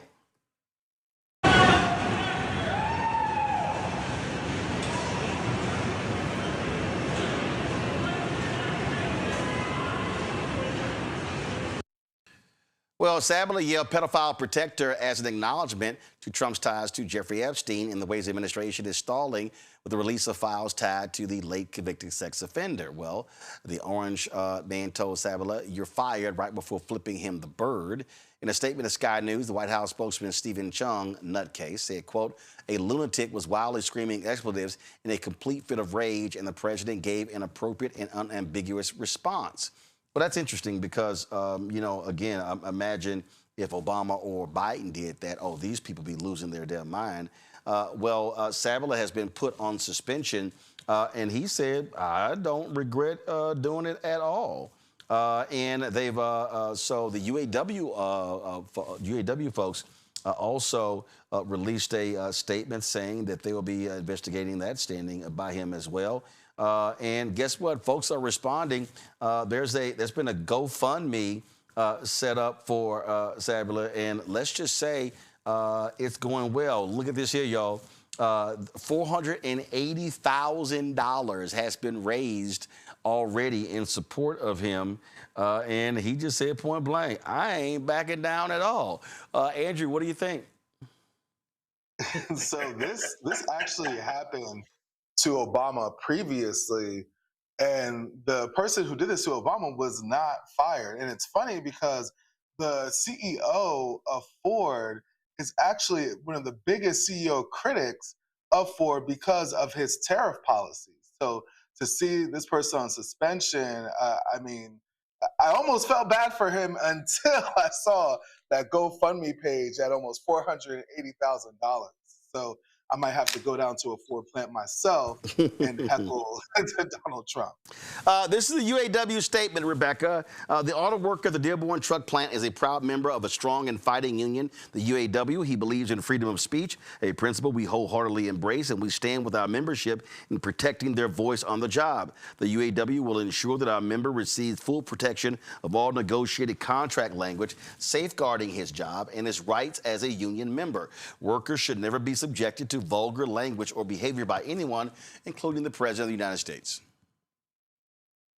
You know what? I'm glad to see that the union is standing behind their employee, or sorry, by their worker. I will say this: I want to see UAW get involved in the elections this year. UAW, please pass around some of that money and making sure that you're supporting folks who support democracy in this in this country, because quite frankly, we need it. Mondale. Yeah, listen. I am amazed at how Republicans swear they love the First Amendment until they don't. Right? Like they hate cancel culture until they don't. Until they have power, then they want to cancel everybody that says anything against Donald Trump. They're so stupid with power and punch drunk over Trump that they literally put out a statement saying that some idiot was yelling expletives. The only idiot yelling expletives was the president. Period. Calling someone who they are and what your friends are. If you don't want to be considered a pedophile perfecter, don't get upset by releasing documents saying that my friends will be exposed, or don't hang out with people like Jeffrey Epstein. So I'm super excited that this person is going to receive whatever portion of the $480,000 or whatever the $800,000 the goal. But here's the thing, Roland. I think, when do people in this country stop pretending that Donald Trump, any people, pretend that Donald Trump is good for America, what it means to be American, and this idea of exceptionalism? Because you have a president who can't complete a thought without talking about Bigley or how great he is, or look at his ballroom or something big. So I'm super confused at how this idiot Donald Trump continues to walk around and no one calls him. Every time you say his name, I hear you do it, but I don't hear it on mainstream media. People don't call him Donald the Con, or they don't bring up the fact that he's making money off of the presidency in a way that we've never seen before. So I'm super excited that this worker had the gall to do it, and I hope more people do it. Every time he's in public, they need to break that circle that he's surrounding himself with in the White House that don't tell him the truth, and let him see that the world hates you. All right, folks. The creator of Dilbert, comic strip Scott Adams, he's dead. He died of prostate cancer. Now, you might remember that he, of course, was diagnosed. He refused to accept normal treatment. He chose to then take ivermectin. That didn't work. And so then he started complaining to Trump on Twitter, hey, can you get me into some trials when it comes to this? That didn't work. He was a longtime non-believer, atheist, didn't believe in Jesus Christ. But right before he died, he's like, oh, I'm giving my life to Jesus Christ. I wonder why he decided so late. Oh, by the way, he also was a massive racist. Don't y'all have the video? You have the video there of Scott Adams? And so you don't have the video? Okay. All right. Okay, let me pull it up. So Scott Adams, he was, this is the one who made some racist comments, and people on the right were like, oh, he was a righteous individual. Yeah, but he was also a racist. So it's no shock he was a full-fledged MAGA. Listen. And I would say, based on the current way things are going, the best advice I would give to white people is to get the hell away from black people. Just get the fuck away. Wherever you have to go, just get away, because there's no fixing this. This can't be fixed, right? This can't be fixed. You just have to escape. So that's what I did. I went to a neighborhood where, I have a very low black population, because unfortunately, there's a high correlation between the density, and this is according to Don Lemon, by the way. So here I'm just quoting Don Lemon when he notes that when he lived in a mostly black neighborhood, there were a bunch of problems that he didn't see in white neighborhoods. So even Don Lemon sees a big difference in your own quality of living based on where you live and who's there. So I think it makes no sense whatsoever as a white citizen of America to try to help black citizens anymore. It doesn't make sense. It's no longer a rational impulse. And so I'm gonna back off from being helpful to black America, because it doesn't seem like it pays off. Like, I've been doing it all my life, and the only outcome is I get called a racist. That's the only outcome. It makes no sense to help black Americans if you're white. It's over. Don't even think it's worth trying. Totally. Well, if you're racist, Rebecca, you're going to get called a racist. Now, Roland, I've been taught God don't like ugly. You ain't supposed to speak ill of the dead. So what did you have for lunch today? I made a Korean beef stew, and it was really good. How about you? What did you eat for lunch? Mondale. They would try to teach me that bullshit, but I think the dead, if you're evil when you're alive, you get it. Listen, he tried to give his life to a Jesus that happens to be dark skinned. That blonde guy and blue eyes ain't Jesus. So your hate or your so-called hate, let me tell you how evil this guy is. He literally almost told the truth on his lie while he was trying to tell his lie. He said, quote, according to Don Lemon, density, and then he called himself thought to tell the truth about if you are in a place that is higher density, there's higher crime. And he had to change that lie and make it about black people. I don't have any remorse for people that lie like this. And God don't either. That's why his ass ain't with us no more. How does the dirt taste? That's my statement, bro. Andrew? Wow. Well, all I have to say to that is shout out to Prince George's County, shout out to Woodmore, shout out to Washington, D.C., shout out to any of the Baldwin Hills in California. That statement is just so far-fetched, and the density of neighborhoods with black people have a higher correlation of issues without even taking into account the funding for some of these neighborhoods is completely ridiculous, and may he rest wherever he sits. So just so y'all know how media framed all of this, I went to Google and look at this here.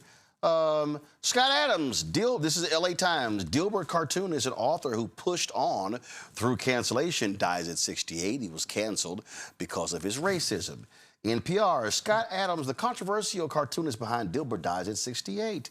Deadline, Scott Adams dies. Controversial Dilbert cartoonist was 68. The Washington Post, Scott Adams, Dilbert creator who poked fun at bad bosses, dies at 68. Politico, Scott Adams, whose comic strip Dilbert ridiculed white-collar office life, dies at 68. Variety, Scott Adams, Dilbert creator, dies at 68.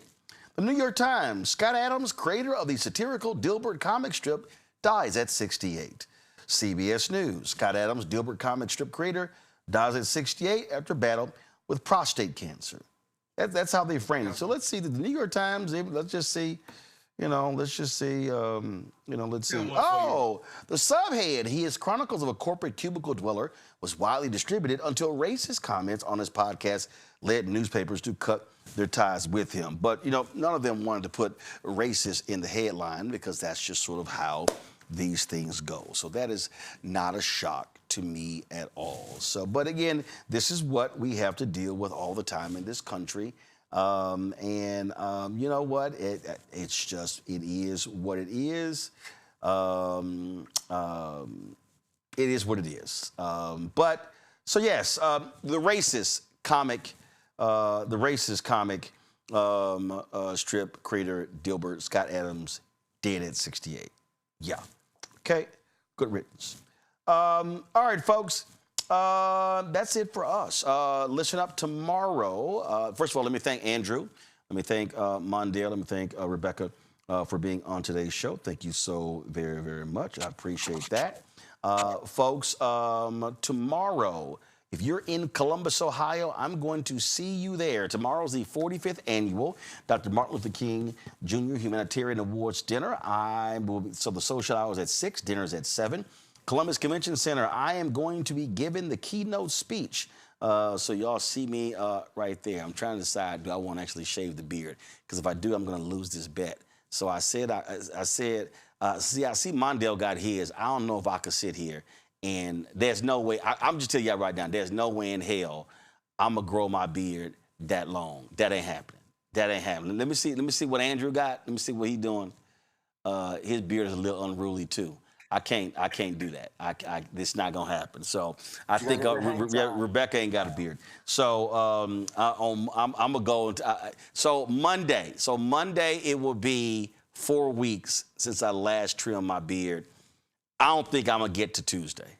Okay, I didn't think I was gonna get to today because this is how I normally rock my beard. Right there. That's me. I can't.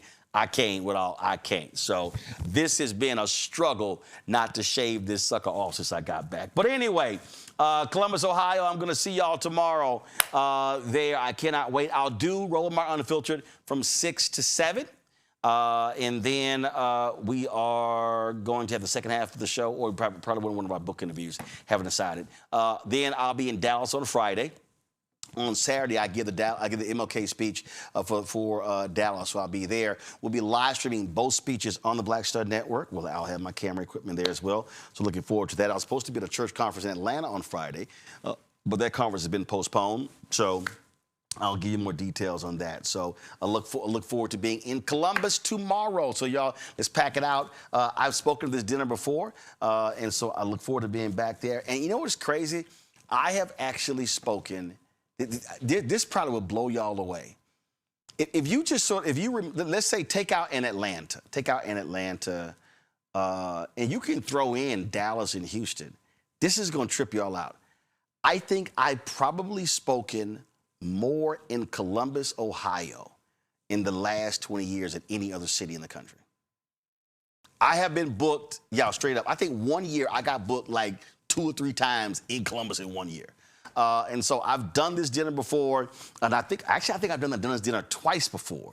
So I look forward to being back. So I truly enjoy the folks in Columbus, so I'm looking forward to being there. Congresswoman Joyce Beatty hit me, said she's flying back for the dinner, so maybe she'll pop by our show tomorrow when we're live. So I'll be live there as well. So looking forward to it. So again, thank to our panel. Appreciate it. Thank you so very much. And tomorrow is the actual birth date of Reverend Dr. Martin Luther King Jr. And so our MLK coverage will begin on tomorrow. We've got, of course, lots of content, lots of things to share with you, and lots of different stories. So I look forward to that. All right, folks, support the work that we do. Join our Bring the Funk fan club. The goal is to get 20,000 people on average contributing $50 a year. Now, let me explain, y'all. It's $195,000 a month to pay for everything. So let me just stand up. So just understand, it's a lot that we've been doing, y'all, a whole lot that we've been doing. And so we have, you may not be able to see it, but we've added to improve. Kill the music, please. Kill the music. Kill the music. So we've done a lot of different stuff here. And so we've added these sound panels on the ceiling here all around to improve the sound so it's not as hollow. As you see, I'm gonna go over here. Of course, when you go over here, you see how we actually, don't switch that camera, just go switch the camera right here. So you see right here how we've moved all of our products over here for our shop, blackstarnetwork.com. And so therefore you see we've got new robotic cameras in here as well. And so now that gives us opportunity. So I'm standing over here where our green screen is. And so that's where you see this right here. And so this gives us the ability to be able to utilize the technology to give you different looks with our green screen here as well. And so is this camera here on? This camera here, turn this camera this way. So you'll see right here. So you see that we have this wall over here, which is I call this our music wall. So we've got Jimi Hendrix, Miles Davis, and Prince, and so we've lit this to be able to do some stuff in front of this wall right here, and so that's one of the things that we've done. We've made a lot of changes in terms of video, audio improvements as well. And so we've, again, moved some different cameras around in here. When I stand over here, one of the things that we've done, we did about $150,000 lighting refresh as well. So the switching up our lighting here, changing different lights as well. And so you see all of that that's been happening here. You need to go to the wide camera. So pull it out, pull it out, pull it out. All right, thank you. That's the shot right there. So we've done a lot of different lighting stuff in here as well. We've added more lights back over here as well. So before, we didn't have these lights sort of bouncing off the wall here. So we've done that. We've changed the lighting configuration that's over here.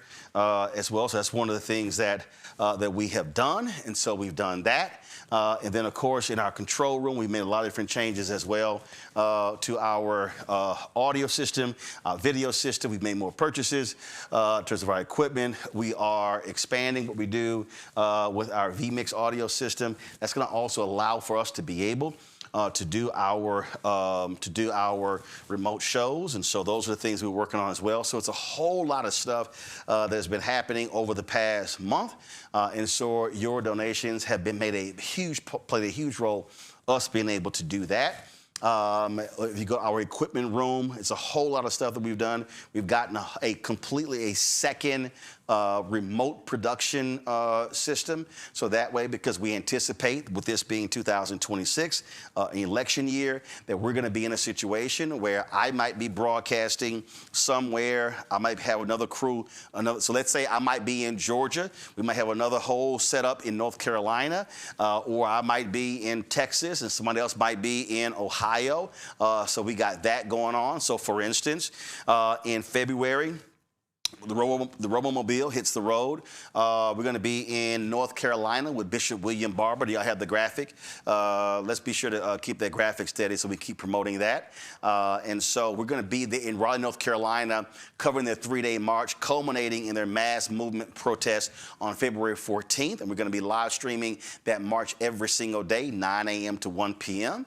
And so we have all different things that we've been doing for that as well. So it's a lot of things that we've been doing here at the Black Star Network. As I said, we're launching a daily news show, a new news show hosted by Brittany Noble. That's going to be January 26th.